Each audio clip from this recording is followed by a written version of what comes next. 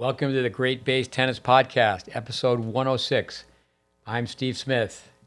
I'm sitting in the FM Tennis Performance Center in Boynton Beach, Florida. And tonight our guest is Dave Secker.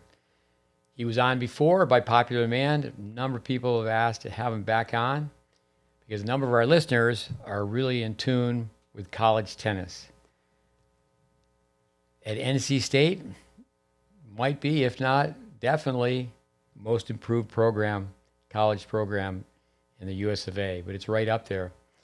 Be very interesting to talk to Dave again. Look forward to it. Let's get him on the phone.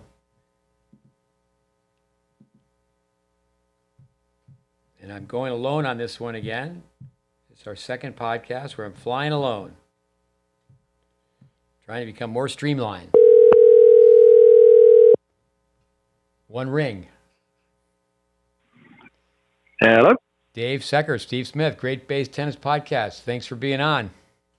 Thank you for having me. I thought you were scraping the barrel last time, but 2 times. That's no fluke, huh? Yeah, you were on. I appreciate how you were humble and said that you thought you were stepping in front of the line, because I think we talked with you before we completed dedicating podcast to all our pillars. You had to at least get Barry Hill on before me, but luckily you've done him now, so that's good. Barry Hill. Did you enjoy that podcast? I did, yeah. I'm a big Barry Hill fan. With, Chad, you say so many things. Once you see it, you cannot unsee it. That's what he said to me. I knew Barry Hill before I knew you, and I didn't know the connection. And he said, I heard you've been hanging around with Mr. Smith a little bit. I said, yeah, I've been studying. He said, yeah. Did he ruin tennis for you as well? I said, oh, that's a good way of looking at it, actually, yeah. I just spoke to one of Chad's longtime friends, Colin Cadwell, who was the glue for Fair State. We mentioned him briefly in another podcast. He said the same thing. It's very difficult to just sit back and enjoy the match when you have the analytical eye to see all the mistakes. Yeah, the magic's gone, yeah. The Wolfpack. I love that name, the Wolfpack. Tell us about NC State, the update. How you gals update on not only the team, but the head coach, your family. Everything's good in Raleigh. It's been about, I guess, a year since I was sitting at your place in Orlando. We had a good run in that tournament. We made the Final Four after we spoke last time on the podcast. I remember sitting with you and Andy at the end of, must have been at the end of an individual tournament. Anna and Alana made the semis and doubles. Anna made a good run to the quarters after we made the Final Four with the team. We were there 17 days. Last summer we graduated 3. So we lost Anna Rogers, who played 1 for us, Adriana, who played 3, and Lexi, who played 6.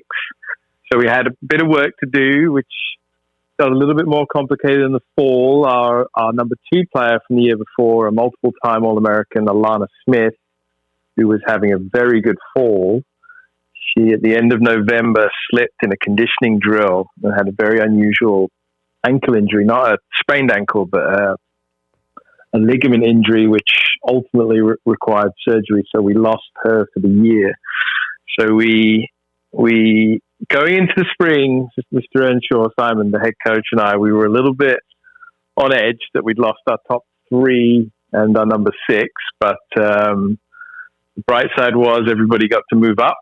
So our 4 and 5 moved up to 1 and 2 and did a tremendous job. They were both All-Americans. And we ended up actually having almost identical season. We made the quarterfinals instead of the Final Four with the team. We lost the 4-3 match to Duke at NCAA's this year.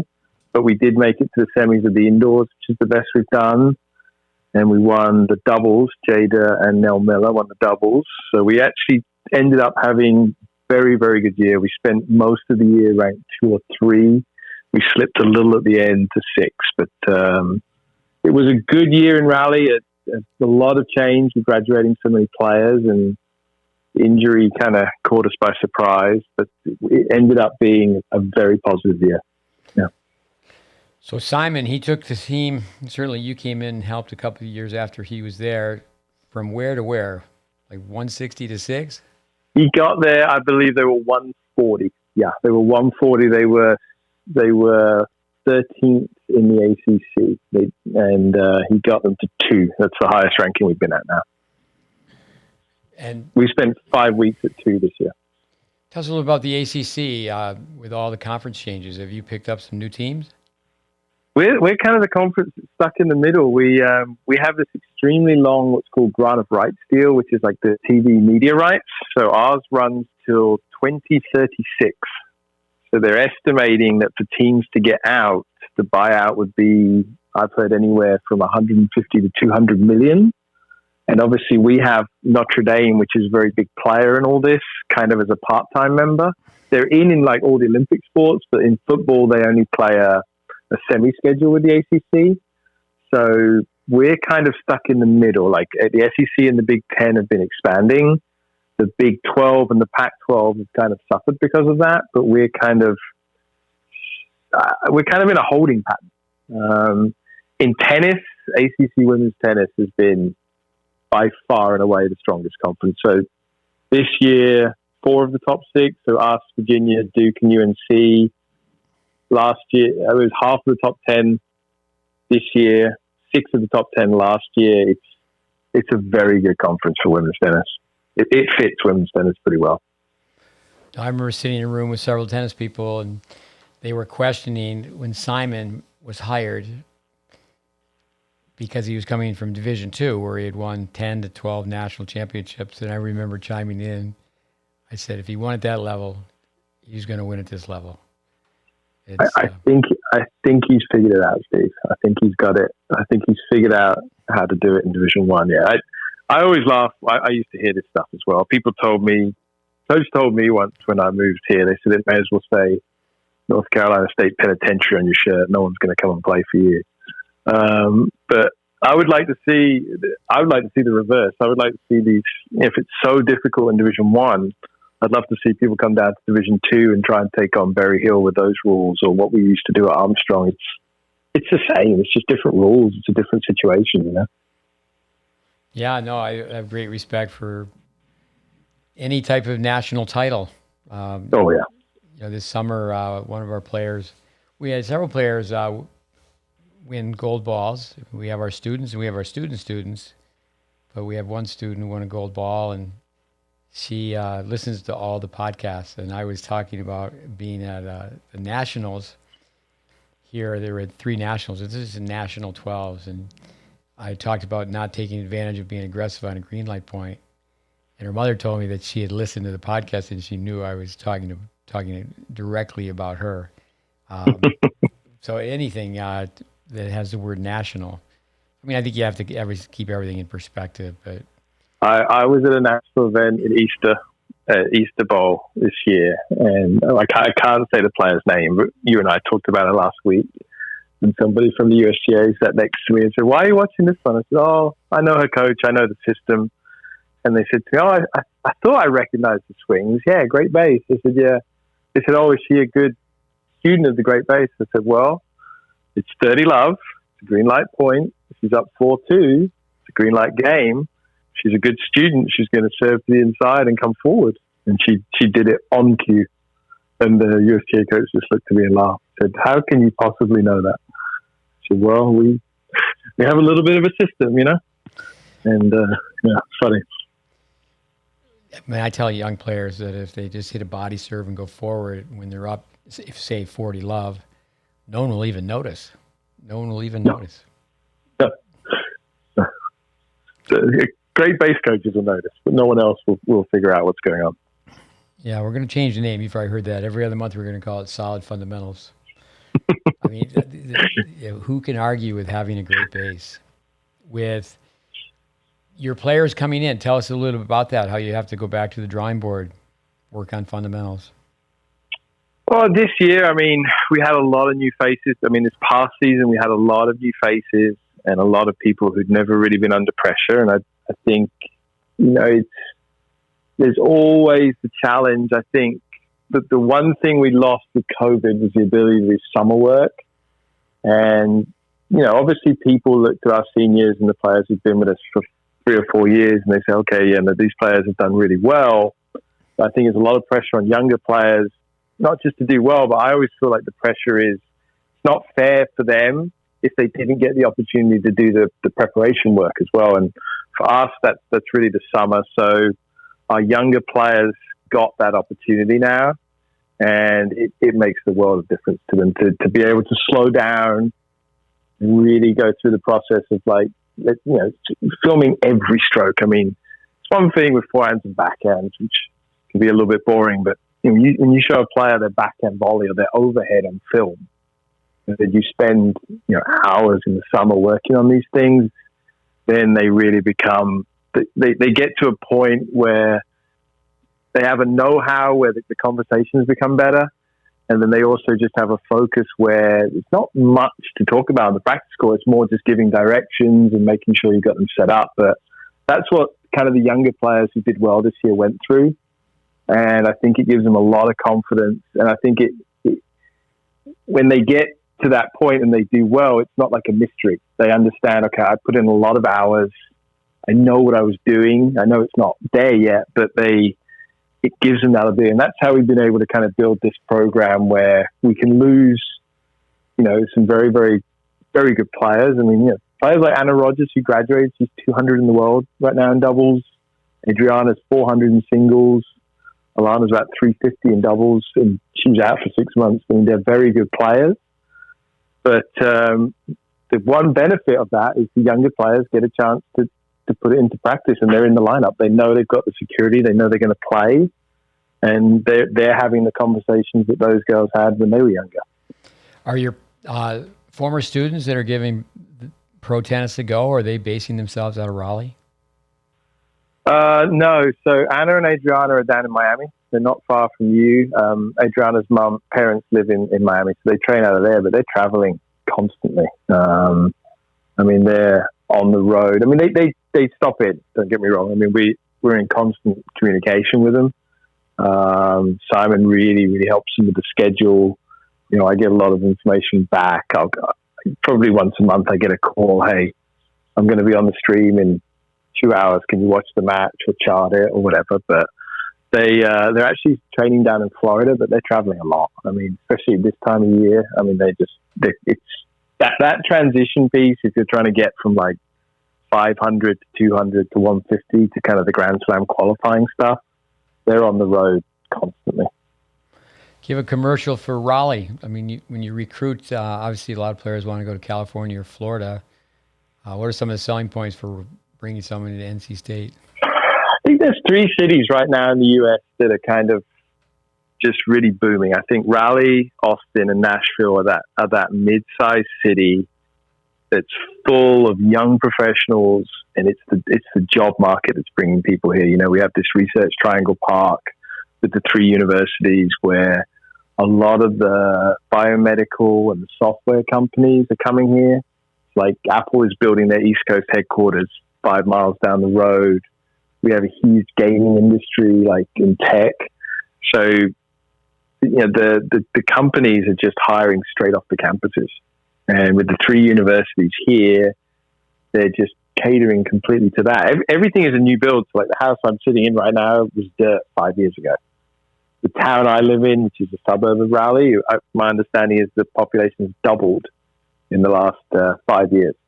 It's just booming, and it's that medium-sized city. We're lucky with the airport where we can get anywhere we need to go. We have international flights, but I think for a college-age student and that person who just comes out of college or the graduate level, I think it's a very, very good place to live in the city. I think it's a very fun environment to be a student. And obviously for families, when you've spent some time in this area, the suburbs, it's a level where we're not heaving with traffic and things like this, but it's a very pleasant and affordable place to live. So I've been lucky. I've lived in Savannah, Orange County, and here living in the US. And I could tell you my wife easily would pick this one. I would have to drag her kicking and screaming out of this neighborhood. Oh, that's great. And you have the mountains in Asheville, and you have the beach. It's a very beautiful state. Yeah, my wife, I was in San Diego last week. My wife and son and our neighbors, they went down to Carolina Beach. It's about 2.5 hour drive, and they're on the beach for a week. It's a very it's a very pleasant place to live. Yeah, I've been lucky in traveling a lot, but this is a very, very positive place to live. Back to college tennis. What about new rules, new trends? What's going on in college tennis? There's a lot happening. So you touched on conference realignment. The big one was UCLA, USC is moving to the Big Ten. Texas, Oklahoma are leaving the Big 12. They're going to the SEC. There's a lot of movement in conferences right now. There is basically last year, there was a ruling in the Supreme Court. It's called the Alston case, where there was a court case that got to the highest court where colleges were using athletes' name, image, and likeness, but the athletes weren't allowed to benefit from it. And the Supreme Court finally ruled that that wouldn't be upheld by any legal standards. So now it's kind of like a whole new game. The NCAA has basically backed off their position and said, our job from now on is to run championships and create basic structure, but they're totally backing out of the rules.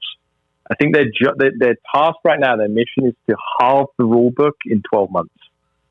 And the Power 5 conferences, so the 5 major conferences of which the ACC is one, are basically going to task where it's almost going to become self-governing.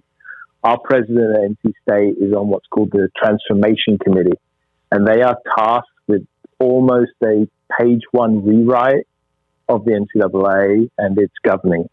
So it's a big, big moment of change in college sports. Everything is on the table.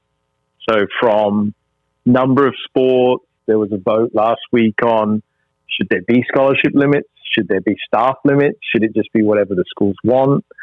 So you could see an environment where we could have 3 paid coaches and 10 scholarships. You could see an environment where baseball goes to 25 scholarships instead of 14. So then you've got football, basketball, baseball at 125 scholarships. Obviously, Title IX is not going anywhere. So you can imagine what that does in balancing the books of women's sports. So right now, it's very, very dynamic with what's going on. There's a lot of uncertainty. Some of it a little bit more on the men's side, because obviously they're a little bit more in the firing line when things change than the women's side. But other things that's going on, I just came out of an ITA meeting in San Diego, and Simon's on this committee. They're going to split the NCAA championships in the spring in 2. So what they want to do is move the singles and doubles portion to the fall and just have the team championships in the spring. So it really would be, the fall would be a singles and doubles segment of tennis, and the spring would be a team-only segment of tennis, which is, this model's existed for 60 years, I heard. So there's everything right now for change is on the table. And it's exciting, but it's stressful as well, and you have to keep yourself kind of constantly updated. But I don't think there's any scenarios right now that aren't being talked about as to what can be done to kind of change the way college sports is going. What rules would you like to see change? I would like to see us go back to the 1 year. Tennis is the only sport that has the 6 months, but they even changed that. So it used to be in tennis, let's say I was a senior in high school this year and I didn't enter school, I could play for a year and work on my game or travel around the world. I could do whatever I wanted for a year and then enroll next year. A rule was made about 15 years ago where tennis, you could only miss 1 semester. I don't think the people who made the rule would admit it, but I think it was an effort to kind of block foreign players a little bit. But I think it had the opposite effect. It actually hurt American players more. And I think we're starting to see the effects of it. I would like to see us go back to 1 year. Because, for example, if a player wanted to come to NC State and I don't have a scholarship this year, it would be fantastic to be able to say to them, hey, I can't get you in right now. I don't have a spot. But, take a year, play, develop, grow, work with your coach, travel, play tournaments, whatever. But next year I can take you. And I would love to see that come back. We're the only sport that doesn't have it. And I would like to see that rule come back. Why do you think that rule, again, backfired where it didn't help the American kid? I think what it was designed to do was stop the foreigner coming in who's 21 years old. Because obviously there were some high-profile players in the mid-2000s who were very, very good players, and there were question marks of like, how is this person graduating at 24, 25 years old? And they thought that rule would stop that. But it didn't, because there's more flexibility in interpretation of foreign school systems, whereas the American school system is black and white for Americans. So what you saw, and I had a conversation with a parent about this today, is people were being forced to do it in the 8th grade. Whereas everywhere else in the world, they've got a bit more flexibility. You see school systems in Europe and other places where you can take options to do high school in 5 years instead of 4, and with certain exemptions and things that count. You've seen with like some military situations, like with Israeli players or a Belarusian player, they could be coming here at 21. So I think that rule, but we know from the statistics that the number of foreign players has gone up over the last 15 years since that rule came in. They would never flat out say that rule was designed to stop that, but that was really the undertone of it. And I just think we should be like the other sports. I think people at 18 should have a year if they need it. What's the timeline for that rule to change? In the next cycle. So basically, they meet periodically. I think they meet every other. Right now, that the committees are meeting almost every month. So we used to get a new rule update probably at the end of each semester. Right now, we're getting an email once a week. It is fast. They're trying to just streamline this whole thing with the rules. So it could happen in the next 6 months, I think, pretty easily. It could get tabled for 6 months, but the rules committee all of a sudden it's like they're on fire right now with trying to get some of these things done. Is it just narrowed down? I mean, are you just reading about tennis rules or rules right across the board, or both? Right across the board. That rule, the 1 year rule, the 6 month rule, is only tennis. We're the only sport that has that. And obviously we're the highest international sport, so that, you can kind of put 2 and 2 together and say why we have that rule.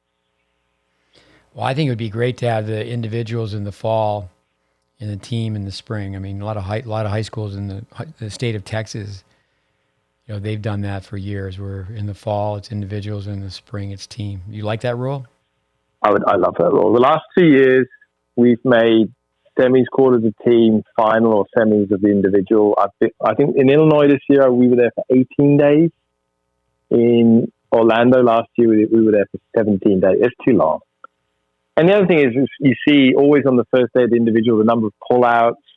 It's like it penalizes players who are on teams that do well, because they're beaten up from the team event, and they're struggling to get through, and you get these kind of upsets and things, and a lot of injuries. I think if it was just, I'm very happy to see it moving to the fall, because I feel like you'll get the best players, freshest, and let's figure out who the best player is. But there's been some opposition to it, because obviously it's not traditional, but I'm very happy to see it moving in the fall. With rule changes, I have to ask doubles. Could they at least go to 8 where it's divisible by 4? It was brought up. Also, another rule change. So we're playing Let's now with the women. Actually, we're playing Let's across the board. All divisions are going to play Let's now, like the men do. And obviously ITF juniors are doing it. So I would assume USTA juniors are going to start playing that rule as well. It was brought up, the going back to 8, but I just don't think it's going to happen. They're very big on this time thing. They feel like they've got the timing of matches right now. They felt like it was too long before. So I don't think the 8-game process is coming back. I think it was for 15 years where in college tennis they played no ad, but the coaches didn't complain as much as they do now because they had more than 25 days. What do you think about the number of days the teams play? I would we need a few more, but I think what the crucible issue here is, and this is what's really going to happen with college. We're making rules, and there's 311 programs of women's tennis in Division 1, but we've got committees that obviously have to be representative. But what's good for the Power 5 would be more dates. I don't know if that would be good for the more academic schools. I don't know if that would be good for, let's say, the slightly smaller schools who don't quite have the budget. But what's going to happen, I think, here very soon is the Power Five is going to separate into kind of its own division. And we're going to be allowed to say, look, we can play more than this. We know they're doing well in school. We know that the more scheduled they are, the more they're around their coaches, the more they're around their teammates, the more structured it is. They're doing well in school. This is not a detriment to school. This is not a budget issue. The teams want to play. They want to compete. So I would love to see a couple of extra dates. The one thing that would be nice about moving the NCAAs to the fall is it would be an exempted date. So we would, in actual fact, pick up another date if you qualified for that, which is a positive, right? Anytime you're getting those types of matches and it doesn't count as a date, it's better. In terms of the date thing, what a lot of teams are doing, and I think it's clever, is they're hosting these, you've probably seen these, there's a lot of them down your way, these UTR PTT events, these like pro events, type like 20,000, 25,000 pots. Right. So they're hosting them on campus. It doesn't count as a date. So their players have the opportunity to play, and like Wake Forest hosts one in 2-3 weeks. Our girls, I'm sure, will go up and play it. There's pretty good prize money in it. They can go play 4 or 5 good matches, and it doesn't count as a date, and it's on the campus. So it's cheap for players. We'll probably host one in the Triangle soon coming up. But that's another creative way that people are adding matches without adding dates. And that's really been a big tool. And you're going to see more and more of those on college campuses. Do you and Simon schedule doubleheaders, and what are your thoughts on that? We do. Simon loves the doubleheader. He I think we average 3 or 4. Yeah. We do. Yeah, we average. We do the weird one where we will play like a top 10 team and then play the mid-major. A lot of people will play like 2 mid-majors as a doubleheader. Let's say like get some sets in and stuff, but Simon likes to tack them on the end of the big match. I think we played Miami this year, who was 9 or 10 in the country. We beat them 4-3 deciding match, and 2 hours later we're warming up. I think we played Elon straight after that. So Simon likes doubleheaders. Yes, we want all the players to play. So if players aren't getting that, if it's 7-8, which is a tough role on a tennis team, it's good to get their matches. So we do play doubleheaders. Yeah. Well, I think it's a win-win that allows you to play the players that are out of the main roster, the number 7s, number 8s, and so forth, and also, like say, an Elon coming in to get to play one of the schools in the ACC. I mean, I think it's a win-win. Sure. No, we're lucky, obviously, in Carolina. I mean, in North Carolina, we have in the mid-major level, Charlotte is very good. They've been top 50. ECU has been very good. Elon is solid. We have a lot of teams like that. We play East Tennessee every year. It's an old friendship from Division II, but they're always 75, and they have a good level, and we like playing them. No, I mean, generally every school has some really good players. They may just not have the depth, correct? Exactly. That's really the difference, yeah. East Tennessee beat us at 1 this year. They won a 10-point tiebreak. At 1, it was 6-1, so their girl probably from that got into the NCAA tournament off that match. Yeah, it's a good match. It's a high-level match. What do you see as far as changes with on the court, the trends? I mean, do you see teams being more aggressive, going forward in doubles, less? I mean, is it 2 back now versus 1 up, 1 back? The doubles is static. I think this was the year we led NCAA tennis in doubles this year, in doubles points and then percentages, and obviously we won the doubles tournament. But people know exactly what we're doing, and it's like they kind of just accept it. But it's interesting to see some teams. A good example, we played Tennessee, who I think are a well-coached team. They're always top 20. And we played them in Knoxville probably early in the year, late February, early March, and we blitzed them in doubles. I think probably every point we played, I think it was like 6-1, 6-1, 6-0, something like that. Oh, I think all 3 courts, you just looked up and down, and it's like 2 players at the net, 2 players at the net, 2 players at the net. They played us again in the regional, and they'd studied. They'd watched the film. They came out. They were beating us to the net. They were taking the first move. They were controlling the middle. but I wouldn't say it's trending in the right direction. To be honest, I was just in San Diego. Coach made a good joke and made me laugh. It's like, well, we watch singles during the day, and then in the evening we watch cross-court singles, which they call doubles. But it's still just one up, one back, cross-court, hitting to the alley. Not really much happening, unfortunately, in the doubles. I wouldn't say. Now there are certainly teams that are doing well, and in the next level, the college players are doing very, very well in the pro doubles. And the Emma Shibahara from UCLA won Roland Garros. I was there for that. It was amazing. And Desiree from Arizona State, I think, has won 3 Grand Slams in the last 2 years. So they're doing well. The good college doubles players, it translates well, but they're all playing very aggressive, very organized stuff. But as a whole, I couldn't say it's getting better, to be honest. Observations from being at nationals, being recruiting. So how much of your time did you spend at USTA Summer Nationals, and how much time overseas recruiting? So I went this summer. I went from NCAAs. I went straight to Roland Garros for 3 days. Met with a player. And then I was very lucky to get invited to Sparta Prague, which is a wonderful club. We can maybe talk about that a little bit later. I got to go there for a day and see a player, and I actually got to kind of sneak around and watch the program a little bit. And then I came back. So I was only 5 days in Europe. I spent 4 days at clay courts in Charleston, and I just spent 5 days in San Diego. So for us, the concentration is still the U.S. I mean, we've been a U.S. predominant team, but certainly some international players have come along, certainly with some help from people from the GreatBase and yourself, where we have reached out to some internationals, so a little bit more, but it is different. It is a very different environment over there with recruiting compared to here. Why is that? Yeah, US recruiting is much longer. I mean, obviously we're already talking to players. It's really a 2-year process with no guarantees.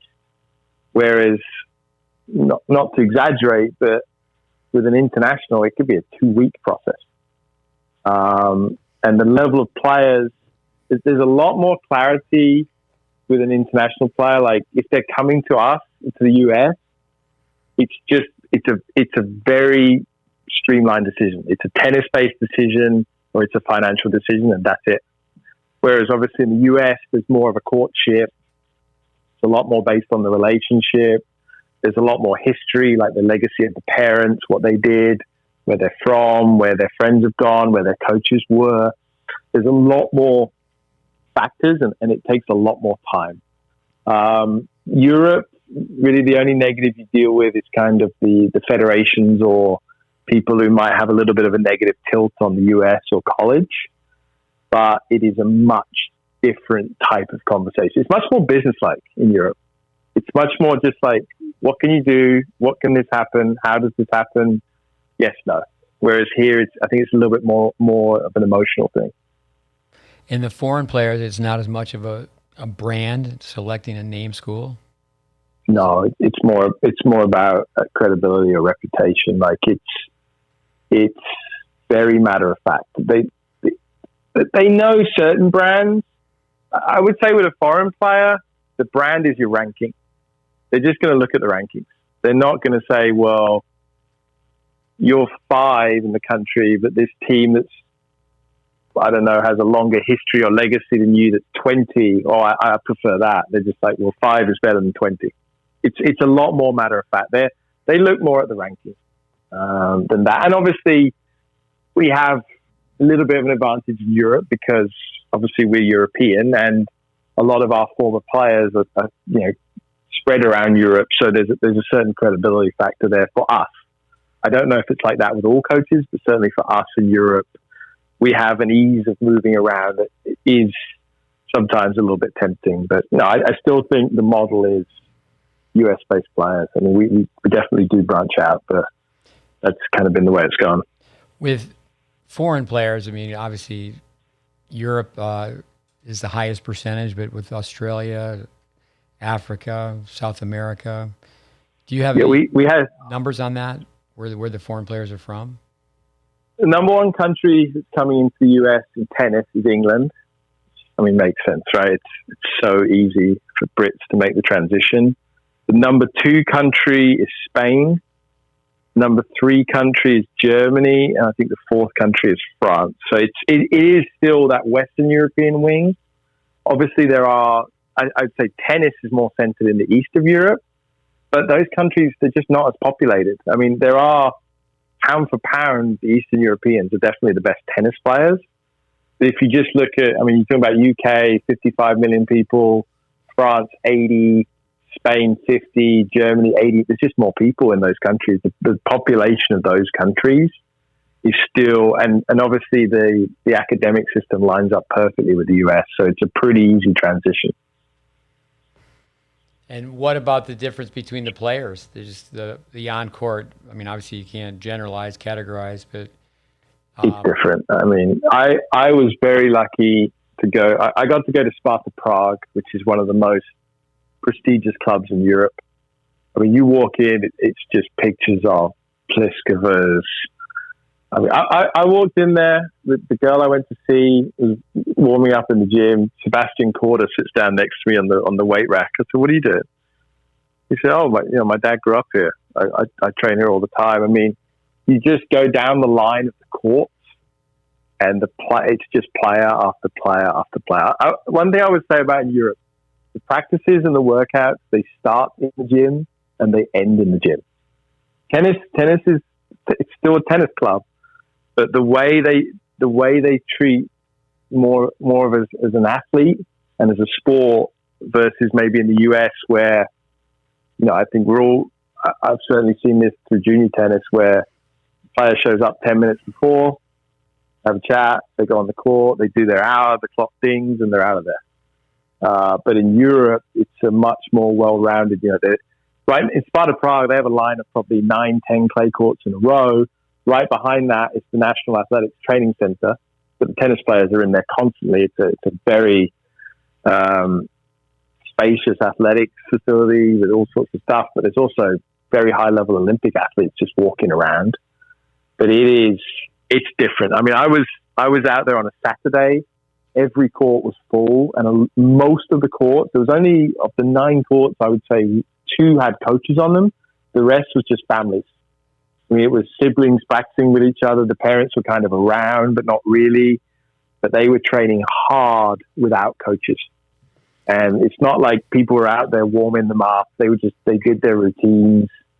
It was what I thought it was. It was very, very encouraging to see. And it makes sense why they're producing so many players. I mean, they're training them as athletes. The kids are very, very independent. I mean, obviously there's a structure there and a history, but I saw a lot of courts just being run by the players, and it's really nice to see, to be honest. I was there in '87. The stadium was built just before that. I remember when Navratilova defected. It was certainly a different place, different time. But I've always said for years, I think that's a country where they teach tennis the best. Go ahead. It's a factory, that place. I mean, I watched a kid. She must have been, I don't know if she was 12 years old, 11 or 12 years old, but you could just see in her legs the miles that she'd already put on. Her father set up a ball machine. She was practicing for at least 2 hours, but part of the 2 hours I watched her father gave her a piece of wood, plank of wood, like a 2x4, had the ball machine going at her, and she was just practicing volleying with a plank of wood. He was standing on the side of the court, smoking. I don't know what he was saying in Czech, but it didn't sound very nice. But the kid, the focus and the level of the understanding of what they were doing, it was serious. It was serious. You got to help me on that. Help the listeners a visual. What were they doing with a plank of wood? She didn't have a tennis racket. She had a plank of wood. Oh, wow. He just put like a 2x4 in her hand. It was probably, I'd say 18 inches to 2 feet maybe. She just had a plank of wood. Like the drill we do where you turn the racket upside down and just hit the grip? Right. She was just holding a plank of wood with a ball machine coming at her, just hitting forehand volley after forehand volley after forehand volley. he would yell some instructions at her. She would go again. I mean, you just looked up and down the court, the level of intensity that those players are working at without coaches around. There was no strength coach, or there was a tennis coach around, but he wasn't really supervising. He was just kind of working on the court with a different player each time. But it is a tennis environment, and it's a family environment as well. You could see just groups of siblings working, kids dropping balls, ball machines on many, many of the courts. But the thing that I think is something we don't see necessarily so much in the US, these 11-year-olds, they walk, the first place they walk is into the gym. They're going to get stretched, they're going to get warmed up, they have routines that they do, and their parents aren't doing that. The parents are just sitting up on the top watching, but they're going into the gym, onto the court, off the court, back into the gym, and I think they understand that at a very young age.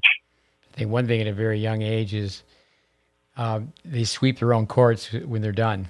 It's amazing. Amazing in the U.S. And then you see they put weights on the brush, and they run with the brush, and they just find ways, as you said, to be treating it like a sport and being an athlete. I think we definitely have some things backwards here. Yeah, it was. I was really enjoyed that day. I think I was a little distracted with the recruit. I just kept asking questions. I thought, well, what's that kid doing? And it was really enjoyable to see something like that. Yeah. I was just there for a week, but I timed it where I was there for the Nationals. I remember, Lendl's parents were there watching. Lendl was, at that time he was, I'd say he was number one in the world or close to it. That was his time, and his parents were there just watching every match. But it's very interesting during the USSR and how Czechoslovakia still played tennis. I know Drobny won, I think, Wimbledon in '54. He defected to Egypt, but tennis survived.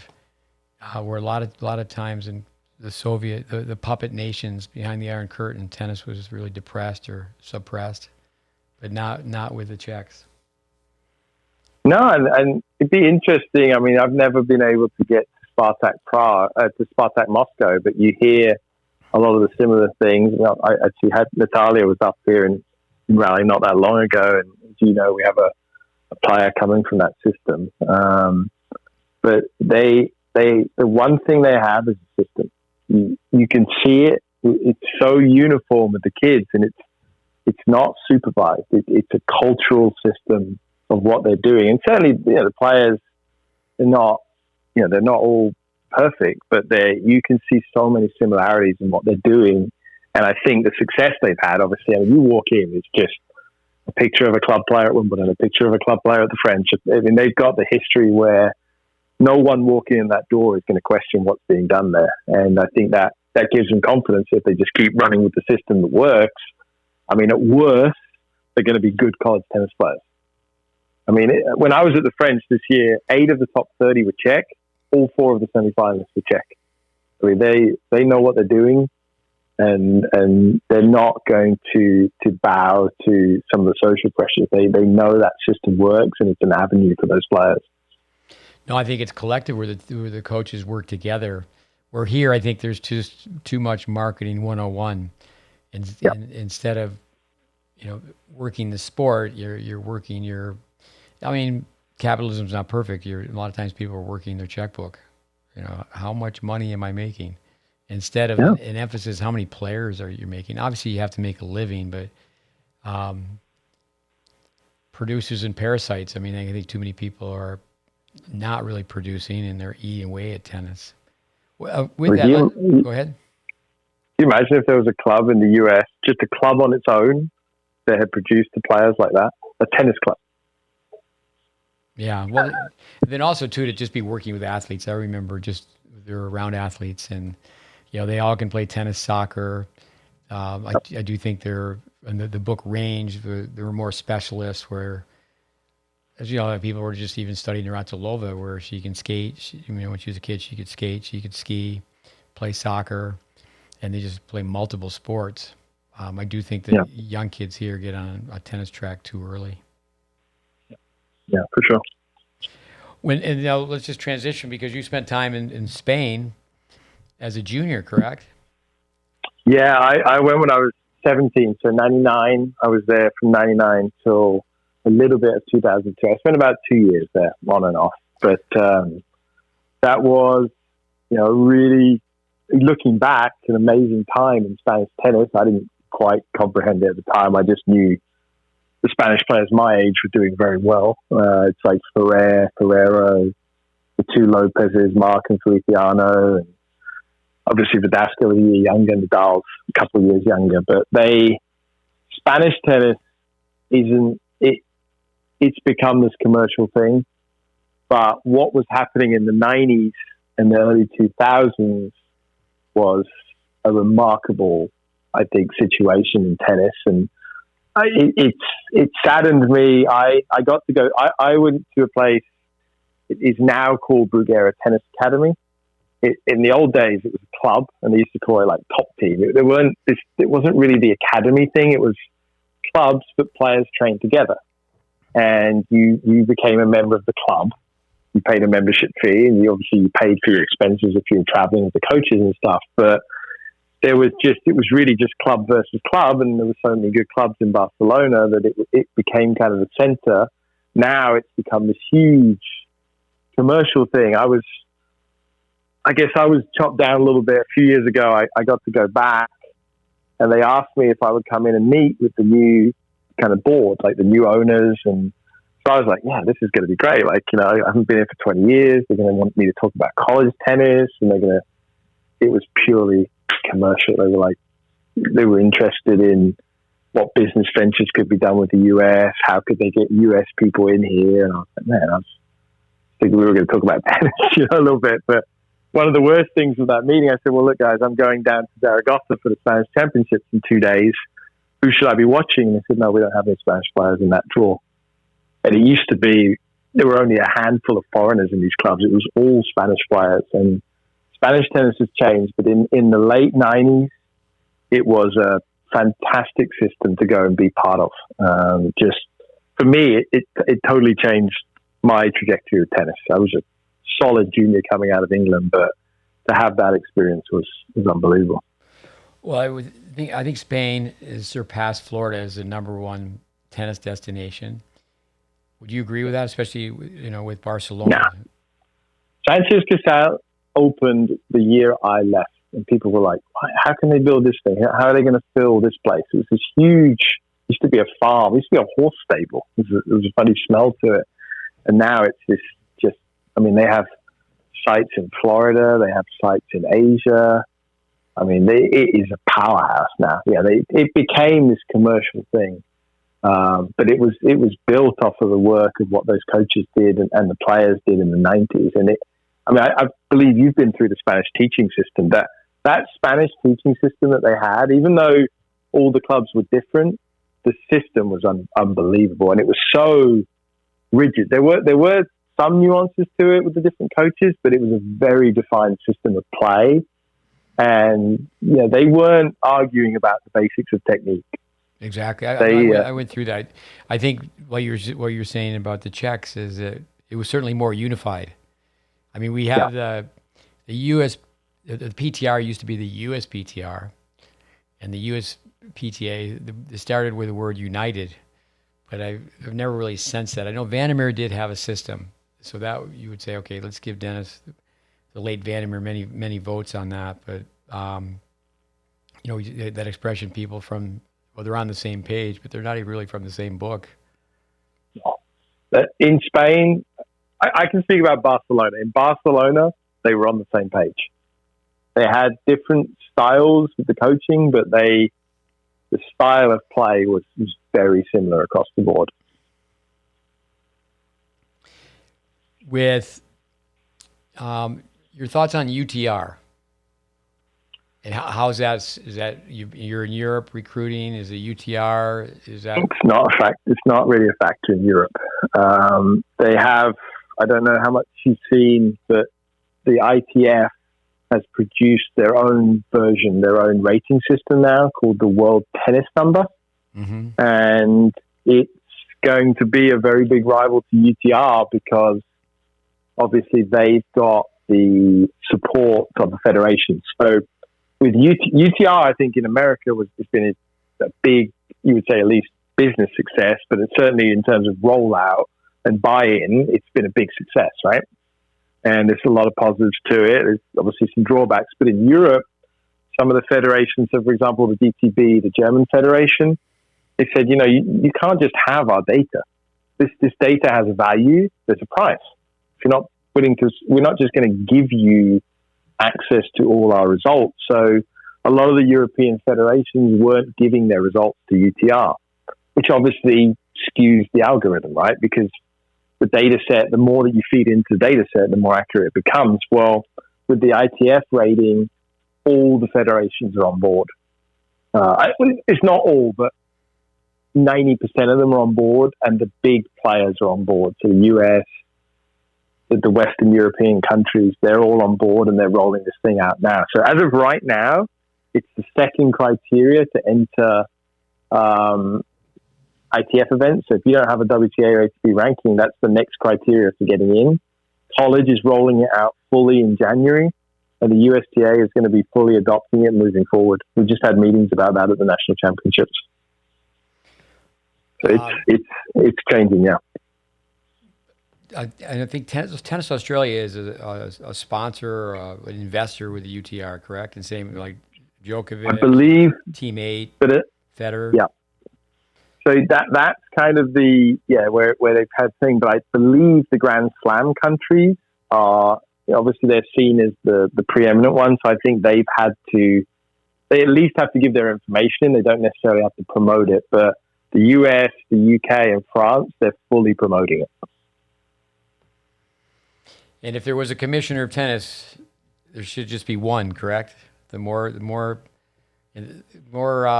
acronyms in the bowl of the tennis alphabet soup. What are your thoughts on that? It becomes more complicated. Yeah, I mean, capitalism is good, and an open marketplace is good, but I think the problem is always with this open market and all these different ones, what happens is the people with resources will just get ahead, right?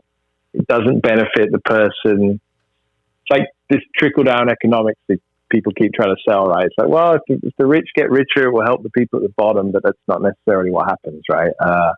I think that's the problem with the alphabet soup is it really just benefits the same people over and over again. And it becomes politics, right? And you see it because you see people who are with one of the alphabet soups and then they jump over to the next one 2 weeks later and they get a different contract. So it's like, well, you were pushing this philosophy for 2 years and then someone offers you more money and now your philosophy's completely changed. And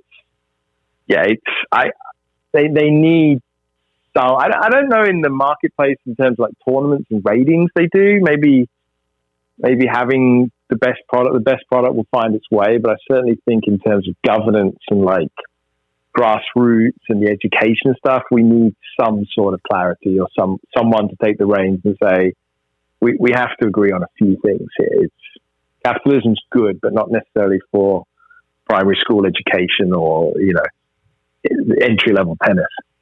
To put the two topics together, academies, I think that Nadal's a powerhouse. Mortogolo is probably the biggest powerhouse as far as marketing.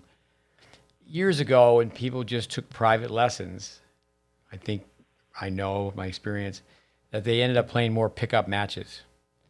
I do think when you think about academies, it's not necessarily the best format where, okay, we'll drill in the morning, play matches in the afternoon, and it's not really individualized if someone needs to go back to the drawing board and make some improvements from their forehand to their backhand to whatever. What are your thoughts on that? I mean, do you think that... I think Go ahead. If you could sum up the biggest difference between Europe and the US in tennis, I think it's club versus business. I think the club system in Europe produces tennis players. That club environment where it's the local kids, the local family, they have an attachment to a club, they grow up at the club, they play for the club, they represent the club, and it's a lifetime thing. I mean, a lot of my teammates, obviously we're European arms, so they're still playing club tennis in Germany for their club. They're 40 years old. it keeps the system going. Whereas here you're seeing people hop around a lot because it's not a club. And you see individuals hop around a lot. There's no necessarily attachment to the neighborhood or the area. So I think that hurts the US system a little bit. I think it hurts it a lot, to be honest. But I think club tennis and the club environment really helps to foster the development of players. Because you're right, if you're a good 11-year-old and you're in a club and you're going to be here for 10 years, you're going to experience the reigns of being the bottom and people helping you come up. And then obviously if you get higher up, you can help the people lower down. But that club system fosters that.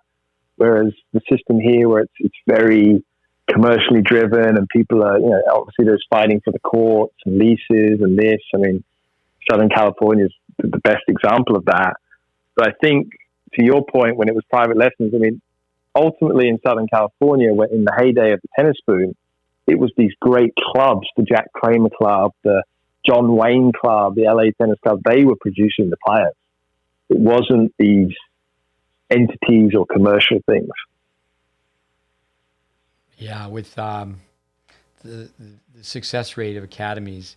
But then you're just playing in-house matches. I remember I was in Tampa for 15 years, and it was great that on the weekends there'd be, two large buses, school buses from Bollettieri's, a bus from Saddlebrook, and the local players could play the players that were at those programs. And then Bollettieri's for sure, and I believe Saddlebrook did as well. They started having in-house tournaments, And, Bollettieri told me that was one of his proudest moments was when they banned him from Florida tennis. They said the Bollettieri kids couldn't play in the tournaments. I don't know if that's true, but he told me that they won so much they got banned for a while from those tournaments. I'd never heard that. But they did stop going.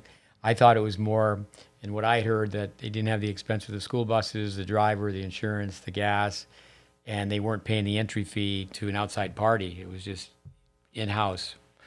Well, it makes sense, right? I mean, now they probably run their own UTR tournaments, right?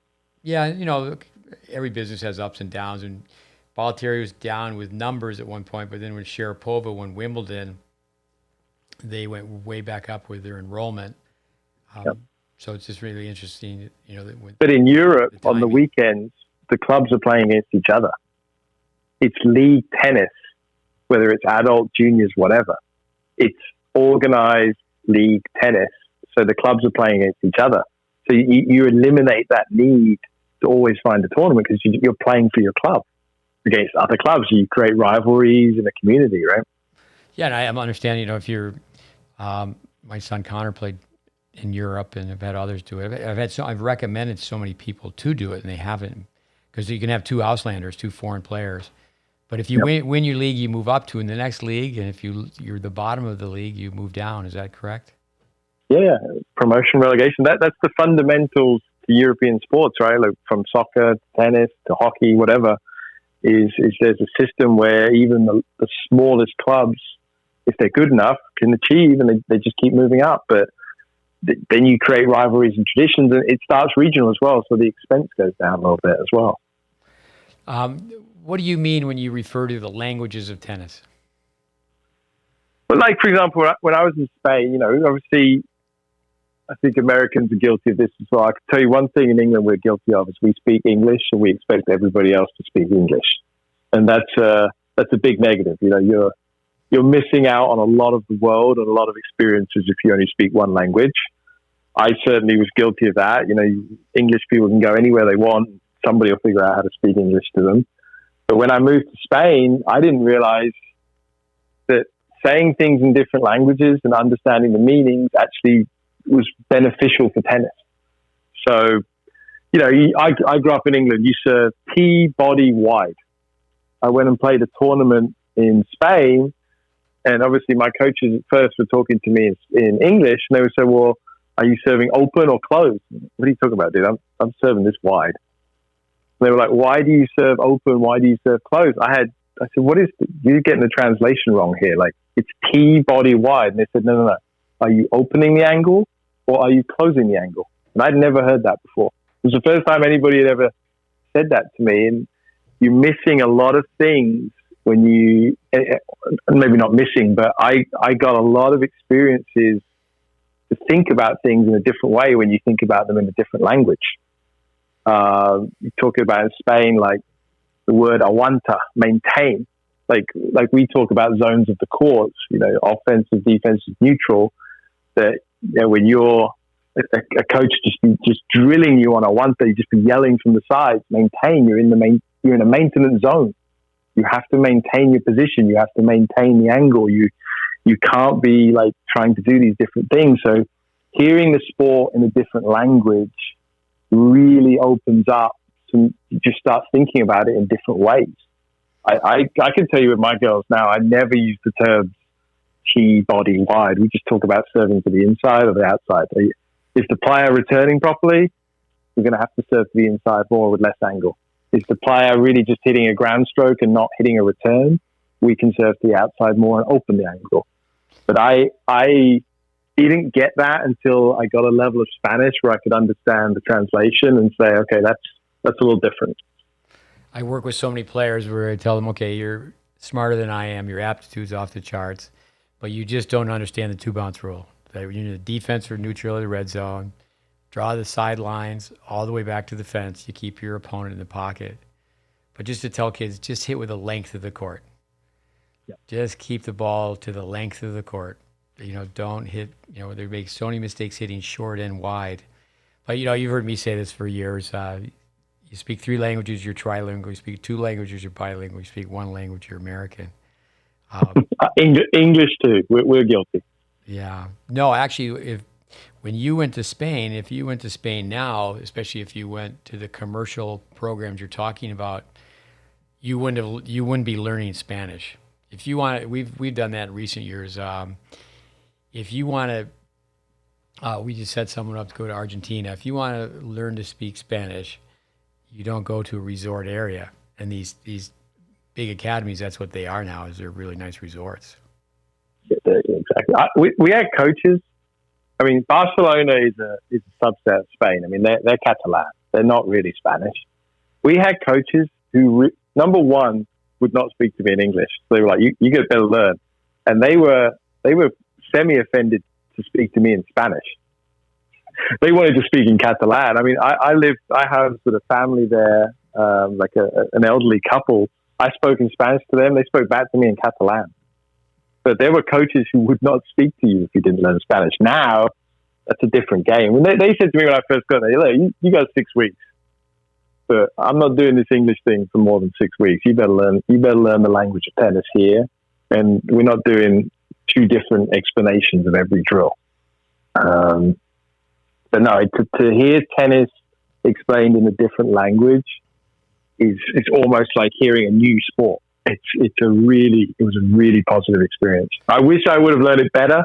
My Spanish is pretty good now, but I wish I would have taken it more seriously. I think it would have helped even more.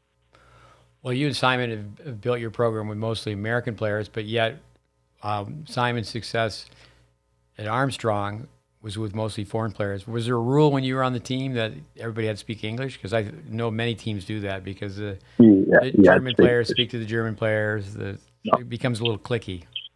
You had to speak English. Simon had a very strict rule about that, and for good reason. Right. I believe some of the English people might have made that rule, but we definitely had that rule, yeah. Well, we may have a small audience, but we have an audience that contacts me on the podcast. And a number of people really liked what you had to say about becoming a college tennis player. What are your thoughts, switching gears a little bit, conversation topics for, recruiting? I mean, what advice would you have for parents that are listening that are bringing up players that are several years away from college tennis? Well, I think communication is the first thing. I think always the player who is just feeding the information to the coaches up front is going to get, the squeaky wheel gets fixed, right? Like the player who really takes an effort, writes a good email, makes the email where there's links to results, there's links to a video where the coach doesn't have to do a deep dive, that player is going to get a look. Whether they fit or not, it's always the people who communicate the best. I understand it can be sometimes intimidating or a little bit nervous, people to put themselves out there. But ultimately, I mean, you spend time around Simon. Simon can be a little intimidating to people, right? And I was, one of our recruiters said, man, I get so nervous when I talk to Simon. I said, you're going to talk to him every day. You better get over it. Like, people get intimidated talking to a coach or a school that they might, have an affinity for, but it's the players who really communicate well who tend to get ahead in recruiting. And you also, I think there's enough tools now. Let's say like UTR. You can go on, plug in your UTR right now, and UTR will produce a search for you that shows you schools where you will play in the top 6. So there's no reason not to understand your level, not to understand where you are and what trajectory you're on. So I think in today's age, with the number of modes we have to communicate, I think it starts in the US with communication. I would tell you, players are communicating earlier and earlier. Obviously, the rules changed a few years ago where we can contact them going into their junior year, and it starts on day one. And it's getting faster and faster. But I think parents and players that shouldn't take that as a negative. They should just take that they have a little bit longer and a little bit more opportunity to get the communication right and get things organized. I just have a few notes in front of me. Coming back to their player who listens to the podcast, she was the one who won a gold ball in singles. The others was in doubles. But I would think to run this by you right now is appropriate time. One of our former students, somebody we've trained, spent years with, is just named the head coach of a Division III program. Yep. And it's in a really nice area. It's highly regarded academically. And I said, I'll put together a list easily of 8 to 10 players that are between a 9.5 and a 10.5, and they've got 2 to 3 years left. And I said, all of you should apply to this school. All of you should go. Why do you go as a group and try to win the Division III Nationals? But then what I added was, no one will even take me up on it because they're going to be dreamers. You want to be a dreamer, but you want to be a doer. And the thing is you're looking for an opportunity, and you can't be a snob, and you can't. I think especially with a teenage boy, they're just looking D1, D1, D1. It's the brand, right? Yeah, but if this group were to say, okay, it's a really good school, okay, parents will find a way. It's not totally off the charts financially, but if I tell, I'm pretty sure the list could be an even 10, to write the 10 kids, and how many would say, okay, that is something I'm going to at least explore, but they won't even look into it because no, I don't want to play at that school. I want to play at this school, and I like the expression. I heard Tracy Austin say it about pro tennis is that you don't find pro tennis finds you. I think college tennis is the same way. You don't find college tennis finds you. What are your thoughts on that? Absolutely. I mean, it's different levels. But I mean, obviously what I'm dealing with, we're talking about a handful of players every year who could go from juniors to playing in the lineup at these schools, right? From that Sweet 16 level on, Elite 8, Final 4, National Championship level, there's a handful of players, right? And it's the reason it ends up being foreign sometimes is because, I mean, we have a player coming to us from Europe who probably, if not for what's going on in the world politically, would probably be a pro tennis player. But she understands without hesitation, or at least her parents do, she's got to come, no question. So the only question for her is, my goals are tennis, I'm coming to you. Obviously, with an American player who may be a far inferior level to that, like, well, the academic ranking, or my parents went there, or my coach went there, and they get hung up on the brand. I played at a Division II school. Nobody will find in any ranking of anything or notoriety, but I could not imagine anybody who had a better college experience than the players who came through Armstrong. I mean, we were having obviously success, but the fun, the camaraderie, the hard work, and all my peers who I played with are doing very well. not one of them is struggling. They're all in very different worlds, doing very, very well. And if you said Armstrong players, I mean, if you said Armstrong to a 10-5 American kid from Florida, they'd snuff their nose, right? But I can't imagine having had a better experience. People say to me all the time, like, you see the Armstrong guys, when we get together, it's quite funny because we stand out like a sore thumb, but it doesn't pass the eye test. It doesn't pass the brand test. But if you're getting a good education and you're having a very good experience, you're going to do well, because that part of it is so many studies that show, you know, people who come from high achieving teams, how well they do in the business world. I mean, one of my teammates, I think he was the number 2 listing agent in New York 5 years ago. He was like the absolute scrub intellectually on our team when he was first there. He became a very bright guy, but it was just that competitiveness and the experience he had and the connections he made that got him going. But you're absolutely right. And people are getting very hung up on the brand, and college coaches sometimes do exploit that, where they know they can keep a kid on the hook for a while, even if it's not going to work out, or, you know, they're basically just holding on, and then the kid gets left hanging later, and then they don't necessarily get what they want. And that's where that 6-month rule really hurts the Americans. As they say, it doesn't work out, you don't get your dream school, then what are you going to do? Because you can't go into the next recruiting cycle, so then you have to make a quick decision. I think Go ahead. No, I totally agree. I see kids every year where they have that dream school, it doesn't work out, and they're stuck. Time with one of these college exposure camps, a 17-year-old from the Snowbanks where I'm from. He went through it, and then he was sent here for 2 weeks. I told him today we're going through video. I said, well, 18 years from now, you'll be 35.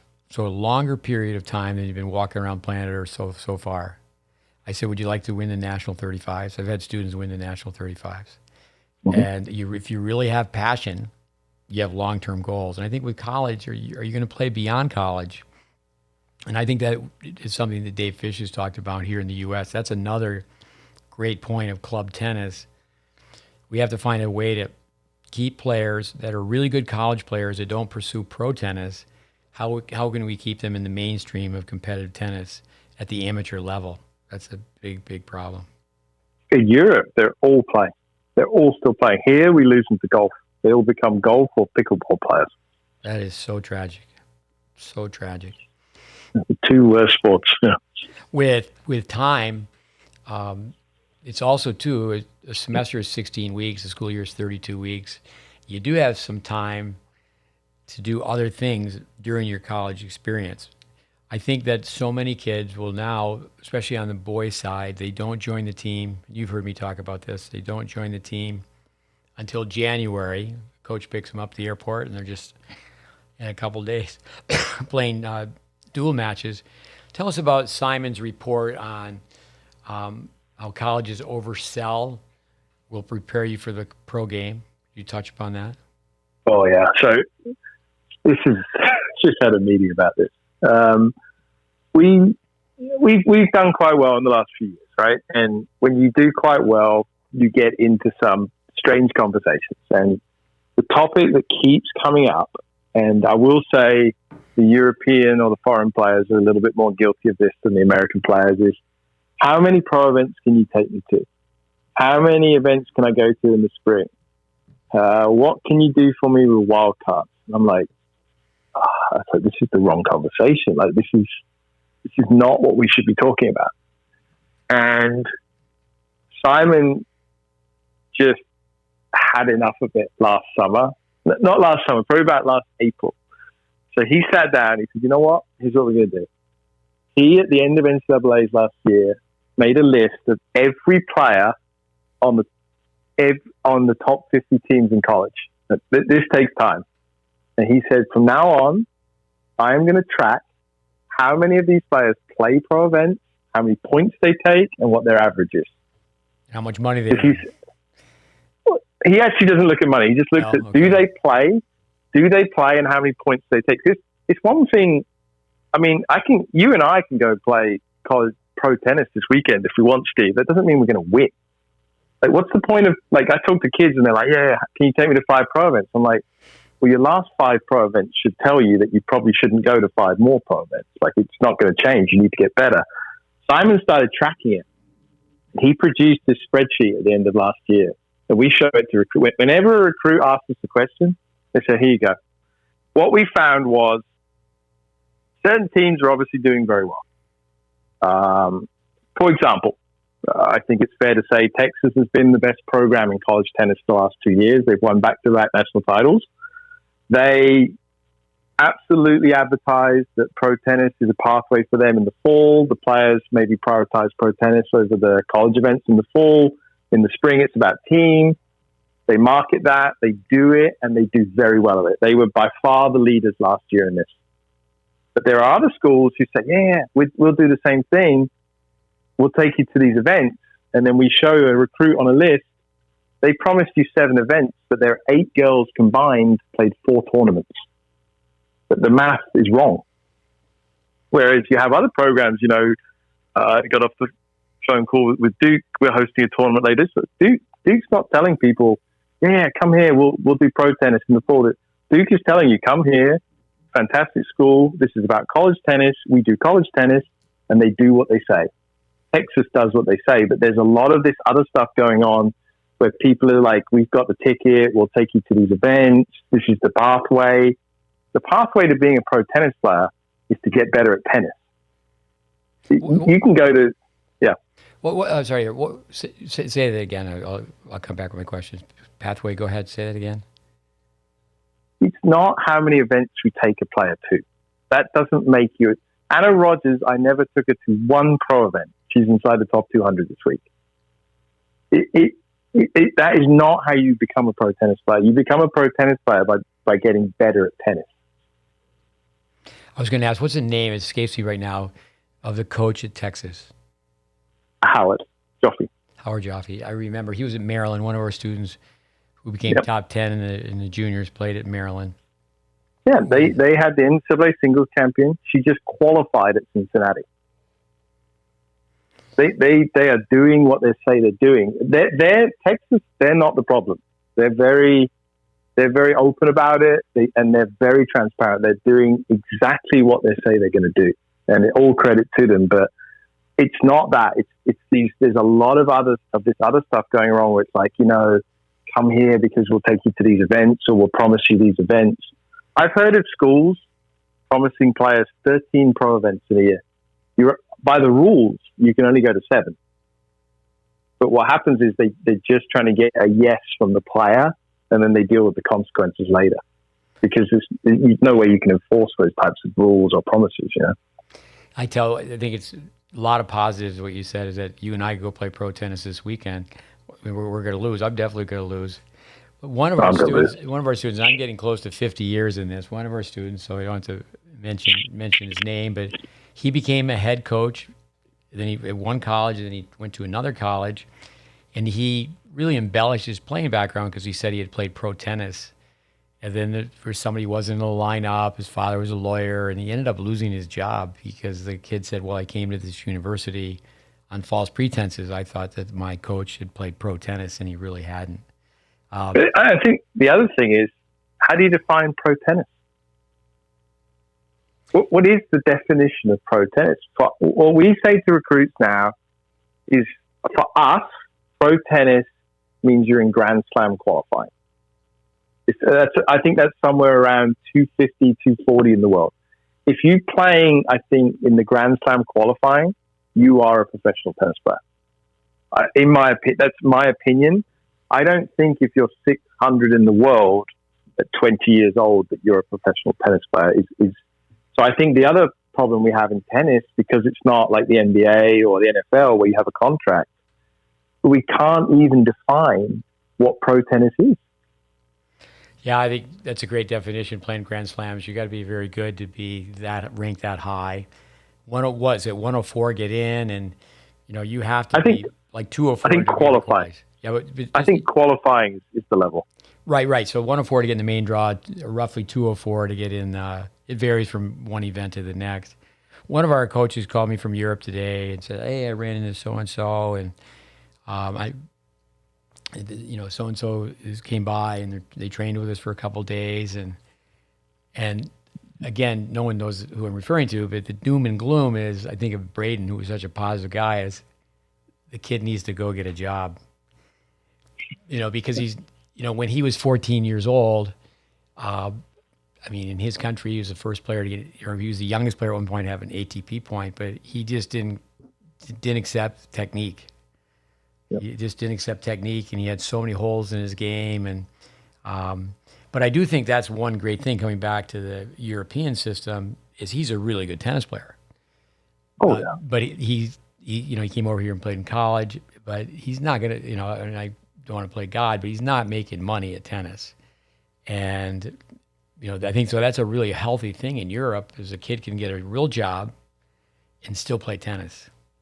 Yeah, and I think we've gone a little bit the wrong way. Like, it should be an incredible positive for these kids to get into schools that, frankly, academically are very competitive to get into.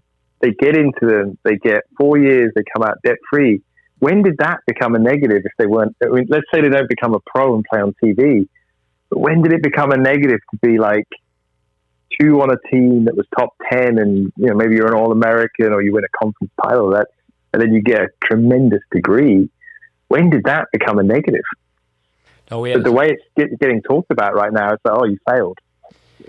Ed Weiss, very, very bright guy, was on our podcast last week, and he thinks, high school tennis is a sleeping giant, and we've got to get kids, again, the best kids playing high school tennis. And he said, how much better is it on a resume, when you can say that you were part of a team? And that's really going to help out when you sit down and talk to somebody. But for some reason in youth sports, certain players stop playing, and then the reason players don't play high school tennis is because other players don't play high school tennis, right? It's like a few good players stop playing, so then the next level stops playing, and then it trickles down. But it's gone, and I think it's gone.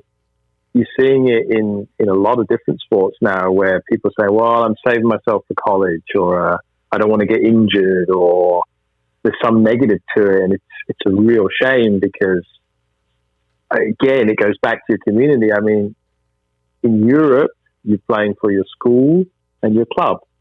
But obviously, with the rise of online school, there is no, who are you playing for? There's no tradition there, I guess, of that. I think that's been I think online school has taken a big chunk out of the high school sports, right? And it's a shame. Especially the individual sports. During COVID, there was football players, for example, their families moved to Florida so their kid could play football because it opened up here faster than other parts of the country.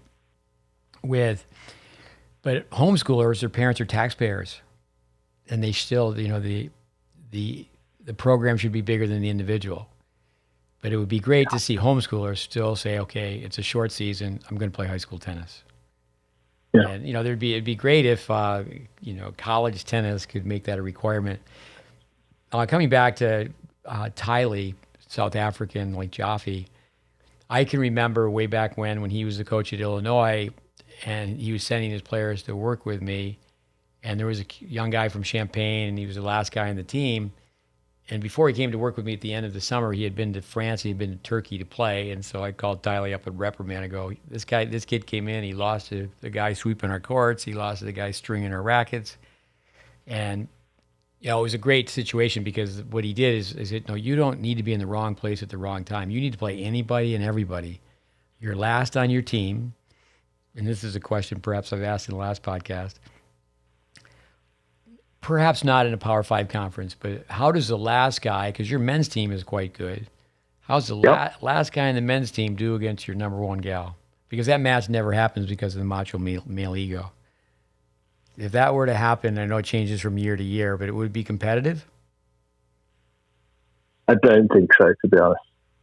Say that again? In a ground stroke game, it would be competitive. Once the serve's in, no. In a ground stroke game, it would be competitive. Yeah. If they play off the ground or approach games, things like that, it's once the serve comes in, it doesn't get competitive. But it's you certainly don't see it. You absolutely don't see it. Certainly at the smaller schools, it's a different answer, though. The Power Five. I mean, you guys, the Power Five conferences. I mean, you're looking at really solid tennis players who are playing number 6. Yeah, I remember at Holiday Park, which is named Jimmy Everett's now. He was Chrissy's father. He was the pro there for a long time, and when she was first married to John Lloyd, a great British player, I remember watching them play ground games. And they at one point even made the court, you just draw a line in the clay, and the court, they took a foot and a half off either side, and they're just hitting down the middle. And your fellow Brit was getting killed. Yeah, no, off the ground. I mean, you probably know Joe Wayan. You remember him? He was homeless for a week. The players and coaches, his coaches were gone. They had him practice with us. I said, it's very simple when you're playing with us, Joe. You have to hit through the percentage post, and my girls don't.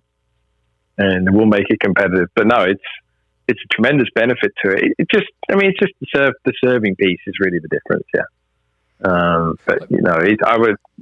But coming back to that young guy from Champaign years ago, like I said, for my world, they don't have a hockey team at Illinois, but they have a rink. And I said, you need to go play the Zamboni driver. You need to play anybody and everybody. And he did. And I think that's one thing is what's key for college tennis players, and even before that, are you playing matches at your level? And why don't you just touch upon that? What do you recommend for a college player? Summer 1, summer 2, summer 3? We have a pretty defined. COVID got us a little bit, but like my 3 sophomores this year we had a meeting with our higher ups, and we made a case that sophomore class this year have had the worst kind of go of it because they didn't get a senior year of high school. They didn't get a real freshman year. So we needed to fully fund the summer school, and our school was very supportive. My 3 sophomores this year, I mean, they've got a little break for me the last 2 weeks, but my God, they must be sick of me. They have their mandatory 10 days when we came back off NCAAs. So probably from June 7th till I left for San Diego. The first 3 weeks we were training. I was meeting them at 7 o'clock in the morning. We would practice from 7 till 9, usually 1 or 2 at a time, with the other ones doing the fitness cycle. They would teach camp with me 9 to 11:30. They would lift weights from 11:30 to 12:30. They would eat lunch 12:30 to 1, come back, teach the camp with me 1 till 3:30. We would break for 30 minutes, and then we would practice again for 2 hours. They were spending about 10 hours a day with me for about 7 weeks. And then I released them off into the wild. They've had enough of me, I can tell you that. But they're doing very well. So Abigail, you remember watching her. She's from Sarasota. She just won her first pro event down in Mexico, in Cancun. We've had a lot of success down there. Millie, our English girl, the other sophomore, she qualified back-to-back 25s. The LTA rewarded her. They gave her a wild card this week and next week. She's beaten a couple. She blew a lead 6-1, 5-3 last week against the girl who was 26 in the world 2 years ago. She plays Ursula Radwanska today. This was a girl in juniors in England. They told me she wasn't good enough to play for us. She was our number 7 last year. And our other player, Abrams from Memphis, she just went through the UTR Pro event pretty well. So they, like as a sophomores, that first summer, second summer, they really are just on the practice court, and they learn how to work the nuts and bolts of the game. They learn how to teach, which they learn finally is actually good for their game.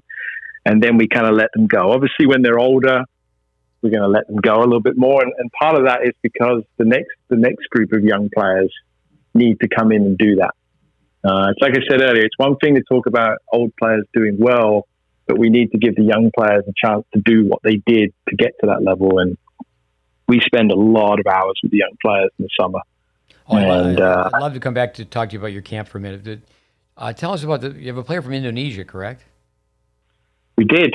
She so that was the other one. She was a freshman last year. She was the ACC Freshman of the Year, and she has just won 4 straight weeks of 15K singles and doubles in a row.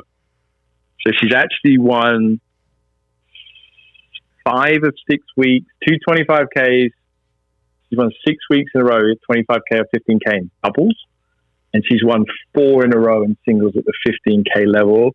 And it looks like she's going to be turning professional. Obviously, coming from Indonesia, there's some pressures on that. We wanted her to come back and keep working and kind of fix some things. But yeah, she's had a tremendous amount of success this summer. You know, years and years ago, '84, I taught tennis in Indonesia.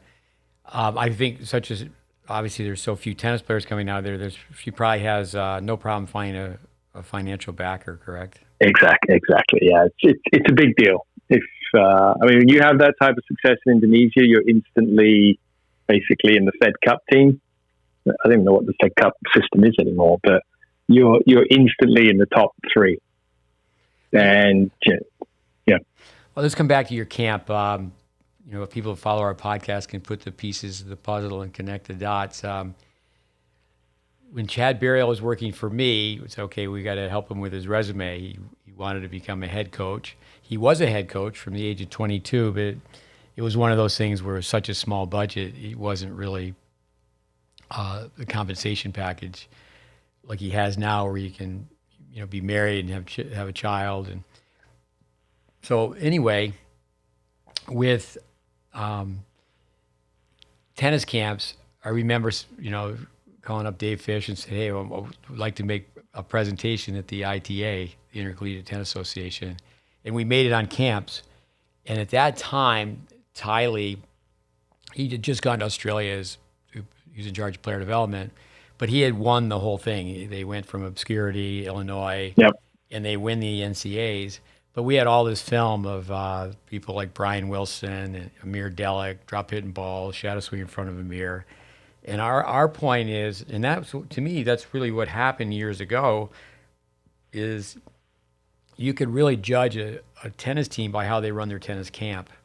Could you talk a little bit more about your camp? Yeah, we have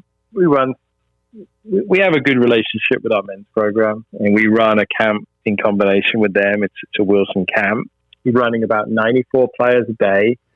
We've somehow magicked where we used to have 10 courts. We've made 11 now, actually 12 because we have a singles court indoors, but we've got a system down now where, it was, I would say the first few years, it was a pretty typical tennis camp. It was customer service, high energy, lots of games, fun, keep them moving, and the kids were having a good time, whatever. But obviously, I was grumbling in the corner that we could do more. So kind of what happened was it's turned into the last few years where on the indoors, I'll take, I've been lucky.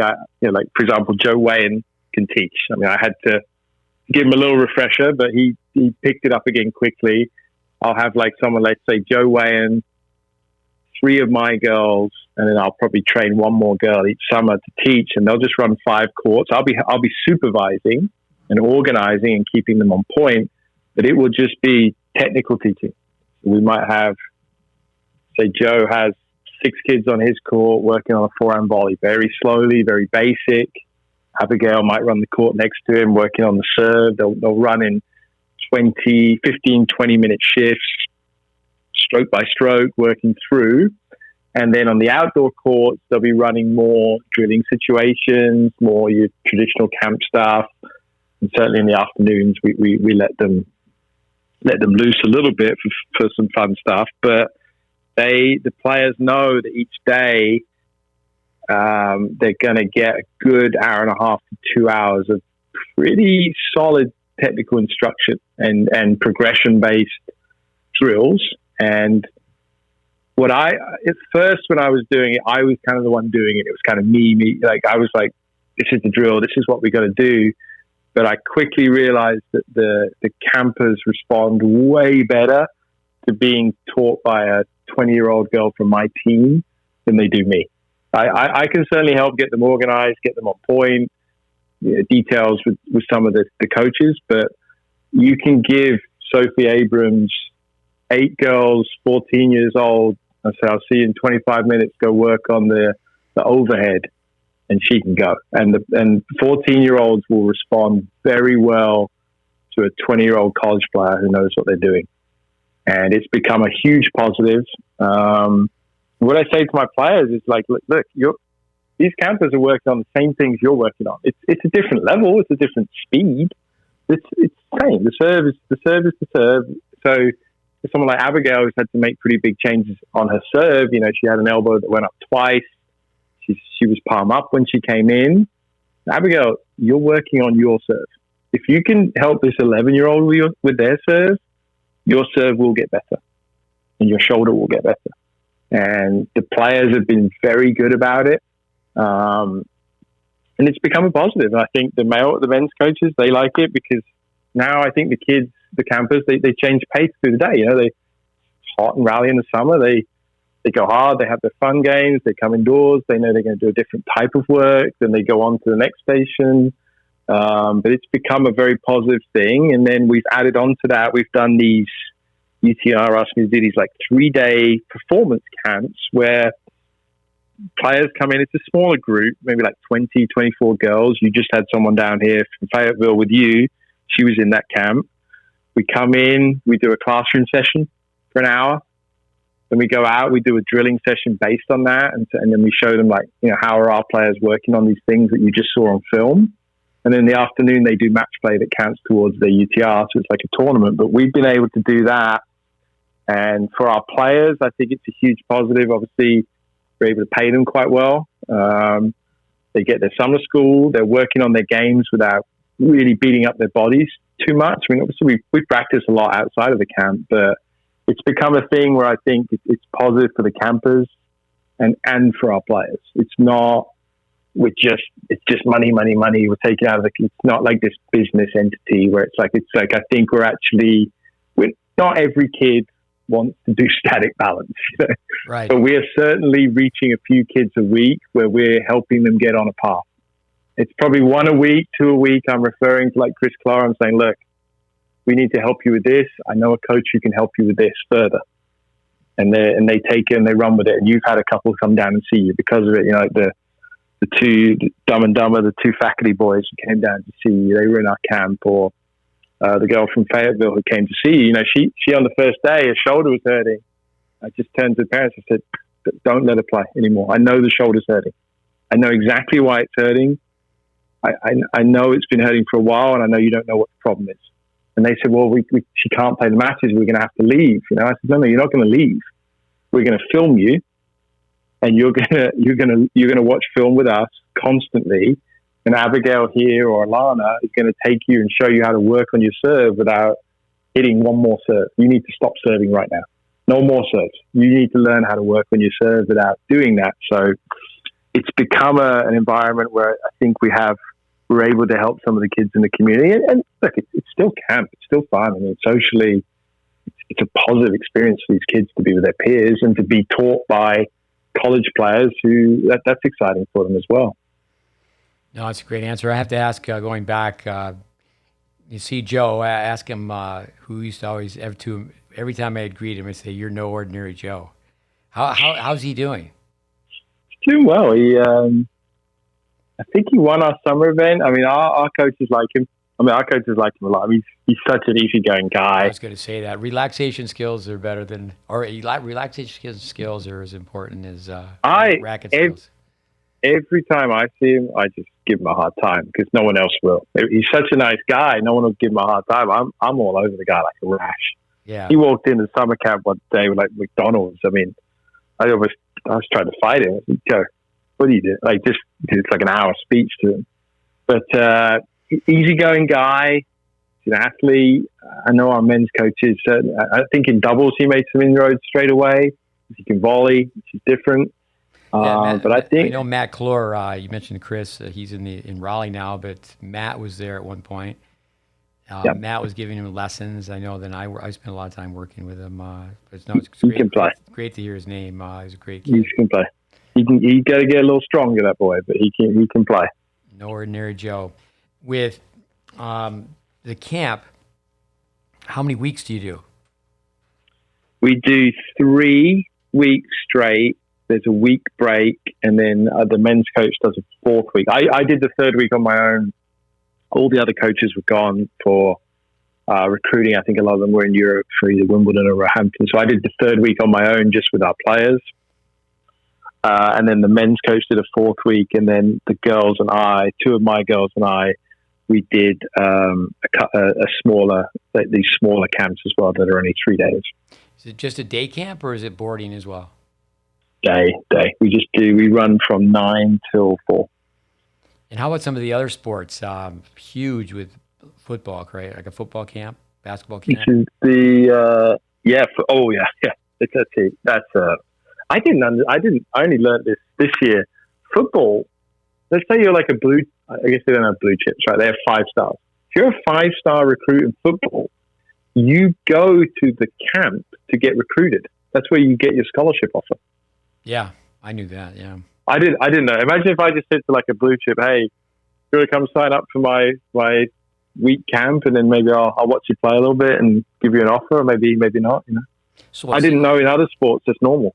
Seems like 100 years ago, tennis teams, universities, they would have their own tournament, and if you wanted to go and impress the coach, you would find a way to that tournament, and then the coach would have the opportunity to watch you play the tournament for a week, and then decide whether or not he wanted to give you an opportunity.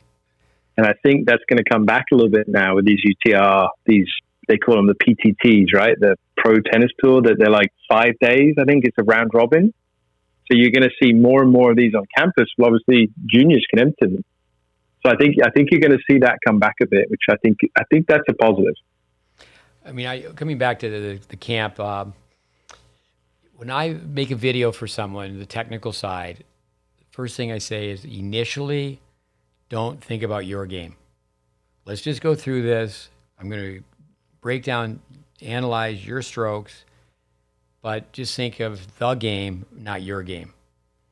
And I think, even like with summer, I mean, I've been in situations where I'm going to have players work for me, film them and say, hey, we're not changing your game, but we're going to film you so you can just understand the game. But my point is, college tennis players, so many of them, because they're very good players, they're confident, they have amazing experiences, it's almost a shoe-in for them, even if they're using tennis as a means to an end, that they can start teaching tennis. But it'd be nice if the governing body of tennis, perhaps it's the ITA, that said, okay, this is a mandatory course. Of course, then I would come back to, Braden's information where it's fact-based for long-term development. No, but go ahead. It's key, right? It's why I think we're so scared of we're given like too much information. But I tell my players all the time, you're teaching the game, but it's going to help you. If you can help this 11-year-old, you can help yourself. And we do. Yeah, we do a form tournament every Friday. Players love it. We don't touch a ball. We do a form tournament where the coaches have to lead it. Like my players have to lead a group of 5. I'm judging and I'm critiquing pretty hard. We just do a Vandermeer form tournament. The players have tremendous amount of fun. But it's no different to what I'm saying to my players in an individual. Swan and volley, it's the forehand volley. So I think what you're saying is true for players, but we're not even holding entry-level coaches to that standard. That you have to be able to demonstrate and say, this is this, and this is this, and there's a logic behind it. So it's just one thing to say we've got to hold young players to that standard, but we've got to start holding ourselves as coaches to the standard that we know what we're talking about, right? Yeah, I could go across the map with Andrew Rubin at Harvard, or Steve Dent at A&M. Matt Clore has now joined Scotty Perelman. Yeah. Obviously they work for Brian Shelton, who's a class act, but they both have such a deep connection. Scotty having worked for Braden, Matt did things with us for 15 years. Manny Diaz, who was taught to play by Welby Van Horn. It'd be good to have some type of committee and say, okay, let's put this, even if it's a a Zoom call or an online camp to, consumer camp to educate the parent. I mean, it's a very strong term, but to have a BS detector, like this is what your child needs to do. They can play multiple sports, become an athlete, learn to play basketball, learn to play soccer, learn to run, catch, throw, all the basics. But don't just start whacking tennis balls. Tennis is too technical, and so many kids, they go 5 years just building bad myelin. It's really sad. Yeah. I mean, we talked about this now coming out of COVID when Matt was still with the USTA. I said, Chris, we need to put a workshop together. I mean, bring you up. Chris has juniors. Matt can talk about what they're doing at the USTA or even his daughter. And my son is 5. And then I have college players. Like, you just have to understand it's the same thing at different sizes and speeds, but it's the same thing. My son started playing tennis. I mean, who the girl who's teaching him. It's Trevelyn Roberts. Great kid, yeah. She's a student. She's going to be our manager this year. He hasn't hit a ball. I mean, with her, he hasn't hit a live ball with her in 4 months of lessons, and he runs in the door to have a lesson with her. It's not that the slow stuff is not fun. It's just you need a teacher who can make it engaging for the kids, right? She has him hitting off cones. The men's coach son does it with him. They're having a ball. But because she knows what she's doing. She was trained by Chris on how to do it, and obviously by you, and she was with me a bit, where she knows as well. She knows what to do. She can keep 5-year-olds engaged, 2 5-year-olds boys engaged for an hour, and they're not even hitting. No, I think to combine. So okay, let's bring some basketballs out, bring some soccer balls out, but not just let them whack at tennis balls like they're swinging a fly swatter. I mean, that's just too much of that goes on. How about in the community outreach? Have you and Simon connected with high school coaches? How's that going in that area? We're failing on that one. We've got to do something. We've got to do, I don't know if it's a workshop. I don't know whether it's we go out and do something, but generally community outreach, I can't say we don't do anything. Like Simon does we host at the Abilities Tennis Championships each year, and we kind of get recognized for that. Simon does a really good job of that, but I can't say in terms of making a difference in like entry level tennis. We're failing on that one. I just don't know with our schedules and like all we get caught up in how we could do it in a meaningful way where it's not just like showing up saying, oh, here's what we do, you guys should do this. It has to be a long-term thing where we're feeding them information constantly. But I think it's going to have to be something. Remember before COVID, I remember you guys used to go up to like Cincinnati. Like we came to Memphis to see you guys, like doing just a good workshop where there's a lot of information being shared, right? Yeah, no, I think bricks and mortars. I think actually to have an in-person workshop is better than, I mean, online is good, but it's not as good as being at a workshop in person. You don't get the same effect. Yeah. With NC State, I got to ask you, I know we'll wind this down. Talk to a little bit about other sports at your school, and in particular, women's cross country. Katie Tui. That program is amazing. We're pretty good in women's tennis, but women's cross country makes us look bad. They won the national title. They've had the NCAA champion, I think, in the 1500, certainly 2 years in a row. It might be 3. Caitlin Tui won it this year. Ellie won it. The daughter of the coach who also won it when she won it the year before. I think at the NCAA championships this year, and I might be a little off on this, I think they had 4 of the top 9 finishes. It wasn't even close, the level at which they're running at. We have the Wolfies at the end of the year. It's like our awards thing at the end of the year. And it's like, God, how are we going to beat cross country in one of these awards? And even in the classroom, they're just crushing it. They have a program that is just every single thing they do it at like the highest level. They're getting high quality characters, obviously high level athletes, but yeah, Caitlin Tui, I think she was one of the most recruited. My understanding was that she's one of the most sought after recruits in the history of that sport. I think she was the American high school girls record holder for the mile. Yeah, she has a mile. I mean, we have our students watch her. There's a lot of fun YouTube clips with her technique. And just, yeah. But on that team, the first year she was there, I don't even know if she was a top 3 runner. Right, when she first went. But I watched the 5,000, the NCAAs was on TV, and those red shirts were coming in. I think there was 4 of them in the top 6. I'd say 5 days after they won, I was on Hillsborough Street eating a taco, and they were on a training run in the rain in December going down Hillsborough Street as I was jumping into my lunch. That program is relentless.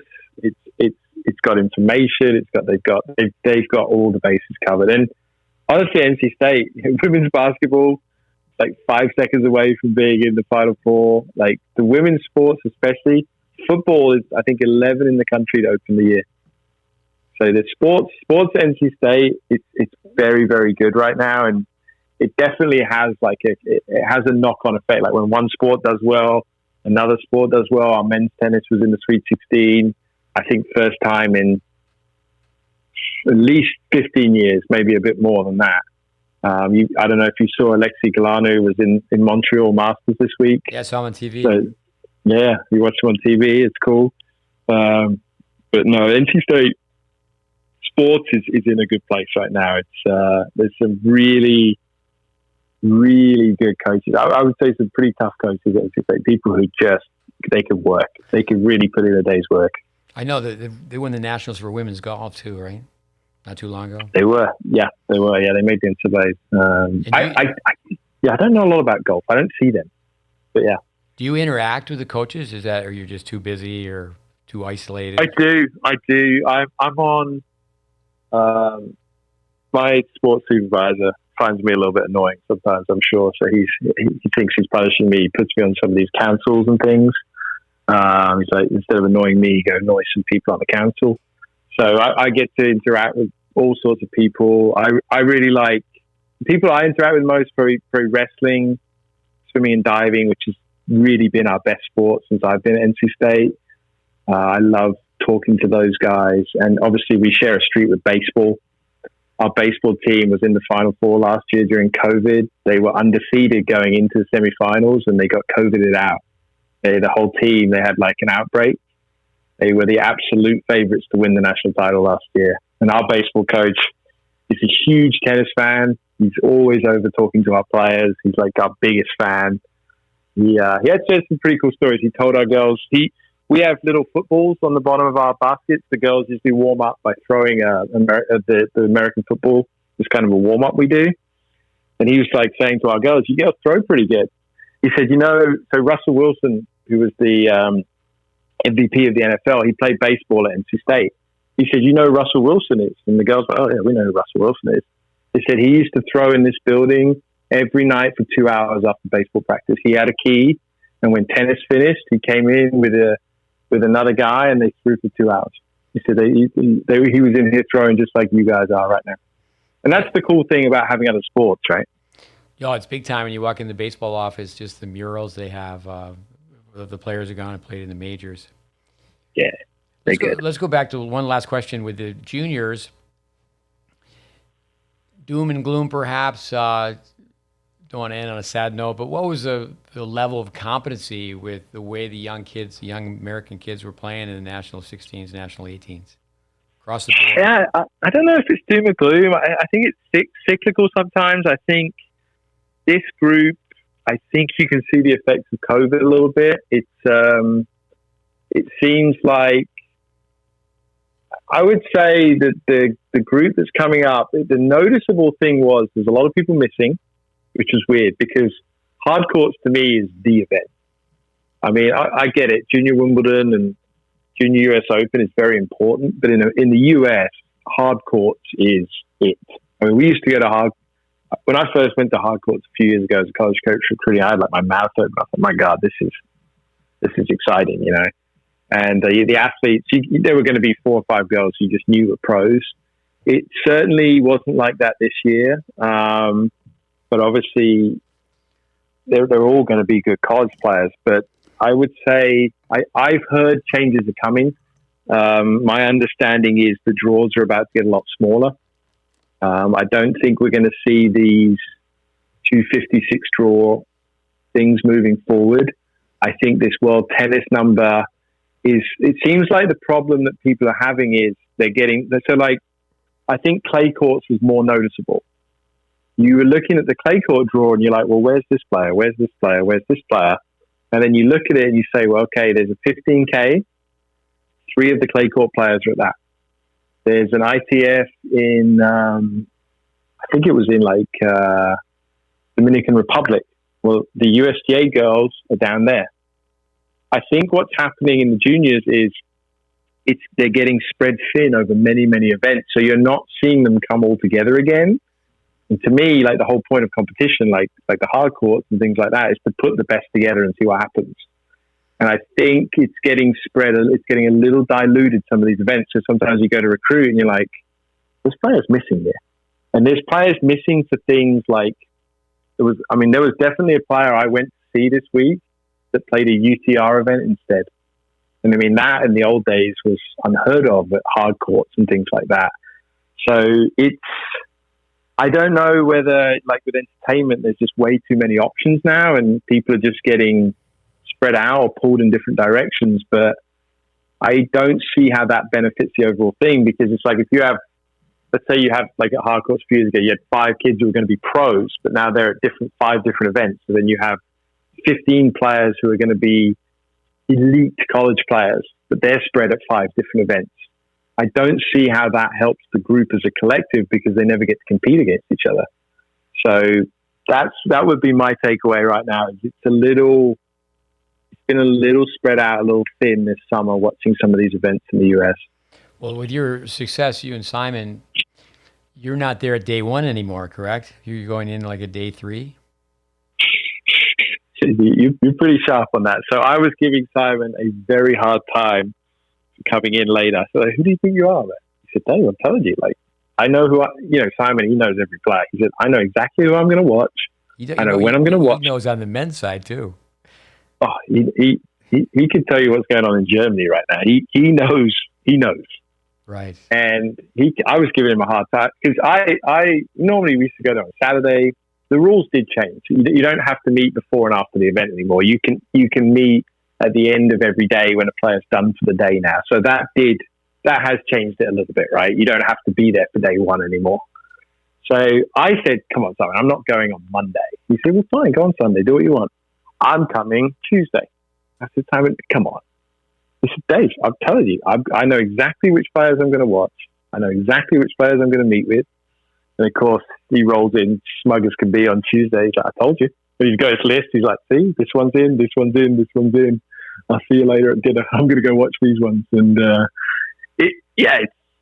it's different. It's not that we go there because we have a nice ranking, so we go later. It's just more the timing of things has changed a little bit. Yeah, he got me on that one this time. Yeah, I mean, for me, I was at the national clay courts on the boys' side, 16s, 18s, and bad grips, bad swings, bad tosses, bad tactics. I can't be Santa Claus. I can't be jolly on that one. It was like, you can't turn the clock back. You can't redo. But I think overall, that's something that would really help tennis. I think everywhere, but just as, pound the table for American tennis is we need to do a better job in the early years. Like we had 94 kids the first week in camp. I think 50. I'll get you the numbers. 51 or 52 of them reported that they played high school tennis, and I had Sophie go around, and she said 94 out of 94 of them had a palm up serve. Yeah, kids will play 5 years. I mean, and there's I know you spent a lot of time watching Victor Lilov. I tell a story about his sister. Yeah. We were at a tournament. There was an academy, and I said, okay, there's 3 privates over there. Go watch those privates. And one kid's being told to work on the pinpoint, and he's got a palm up serve. That's like saying I'm going to go buy some furniture before we put a roof on the house. I mean, it's just crazy. Well, I mean, the girl the girl who came down to see you last week, I just talked to her stepfather today about the 8th grade thing, and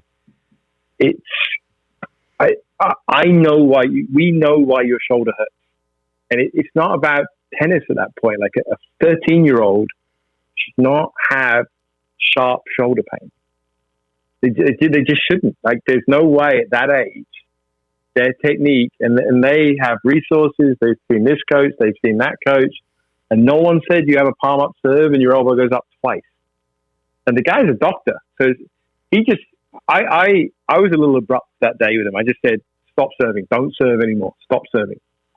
And the dad who was there at the time, he was like, I'm listening because something's wrong with this girl's serve. And he said, we work on this thing like crazy. I said, don't work one more minute on it, just stop. And the stepfather called me, and he's a thing, and he said, you got to help me understand this. I just said, look, if you stack the humerus straight on top of the shoulder joint, you have impingement. I said, if the elbow goes up twice, what is the acromion going to do? And he was like, all right, I'm sold. What do I need to do? I said, you need to go talk to Chris Clower. And I would recommend it by first, you start by going down to Florida and getting film done. But it's everywhere. And what we're dealing on in the back end is injuries. And I don't care how much you win when you're 15 or 16. Tennis is not fun if you're 20 years old and you can't play. If you've got a damaged wrist or elbow or shoulder, or what we're seeing now on the back end with the men more is these hip injuries. And it's like, why all these guys got these hip injuries? And it's like, well, we're telling these kids at 15 to have a windshield wiper forehand. Well, guess what? The left hip's done. It's going to be finished in 10 years. So if you can't put on your socks when you're 40, tennis is not that fun when you're 15, right? But the coaches aren't dealing with that. So to me, our mission is still that these kids play safe tennis. It's nice that they play good tennis, but I'm way more worried about them playing safe tennis. And I think it's like you say, that we should rebrand as solid fundamentals. But I would go a step further and just say like safe fundamentals. Say that again. What was that? Safe fundamentals. Yeah, very good. Well, let's learn safe tennis first, and then we'll go out and have some fun. But when I see that with a kid in camp or this or that, I just say, look, you're going to get hurt. You're going to get hurt, and then what are you going to do? Well, you've shared so many pearls, and that's the purpose of the podcast. Just like what the Czech players start in the gym, end in the gym. We're telling kids all the time, just go to the internet. You can have the internet work for you. YouTube is amazing in a positive way. Also, it could be amazing in a negative way. But just 10 minutes of yoga. Just start doing it on your own. A yoga master will tell you, well, then you actually could do a different program every day. But initially, I remember the UST had this amazing tape. James Blake was the star, and it was a stretching program. And my mistake first, I think that's what leaders have to say, is that we used to do that program, the stretching program that James Blake did. And so many positives that you shared with us. No, it's great to touch base. I think it's great to hear that your family loves North Carolina. Secker clan, we're good. We are. Boy starts kindergarten in 2 weeks. He's pumped. We're good. We are definitely lucky where we live. It's a very enjoyable place to be. And I think to be a team coach too, to get up every day and work. You won the doubles nationals this year, and you're knocking on the door. You've been in the Final Four. We had a player play at Wimbledon. The LTA stepped up. One of the girls who won was English. The LTA immediately jumped on it and said, hey, if you get her over here to our training camp and she plays a warm-up event, we think we can get her a recommendation for the wild card for Wimbledon. I mean, she's from not stone's throw from London for me, for her parents this summer to have their kid play at Wimbledon and they get to go for the day. That was, we put in a lot. We work pretty hard, Sam and I, and our families, they have to do the heavy lifting for us when we're doing that. But no, there's definitely some very cool moments in there. The NCAA title was cool, but like having a player play at Wimbledon was pretty fun. If Anna Rodgers plays on TV, even I will crack a smile on that one because, I mean, you probably saw her a little bit when in juniors and where she came from. The work she put in to get to where she's at now, I think even I would crack a bit of a smile at that one. It's enjoyable. It's very rewarding. No, it's great. Great for the listeners to hear it, but also to the connection. People need to know the significance of the ready position, the position to be ready. And it's just amazing how many kids don't have the ready position, but we pound the pavement, pound the hammer to the table, or pound the fist. And I'll finish with this. I met with a recruit who says she's 99% coming to NC State, and we're big fans of the family, this, that, and the other. She said, I kind of feel like, Mum actually said this, I feel like you're already the coaches. I said, no, we're not the coaches until you commit or you sign. But I can promise you'll know the moment we're the coach. And she said, why is that? I said, because we're going to have a conversation about your ready position and how much it hurts my feelings. They just started laughing. They were like, what's wrong with my ready position? I said, everything. But don't worry about it. Let's not worry about that right now. Just make sure we're the right school for you. No, that's a great point to end on. But David, thanks for taking the time. It's been great, and I know our listeners will love this podcast. Thanks for having me, Steve. We'll talk soon. We'll get you up to Raleigh. All right, all the best. All the best to you and the team, the family. Simon, adios amigos. Thanks. Take care, Steve. A beep from my phone. Our listeners, we're going to check out here to be close to the 2-hour mark.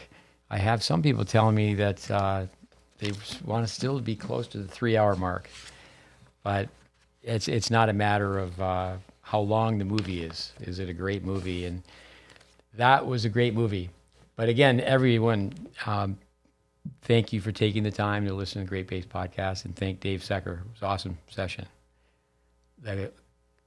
106 is in the books. Another podcast. Thanks.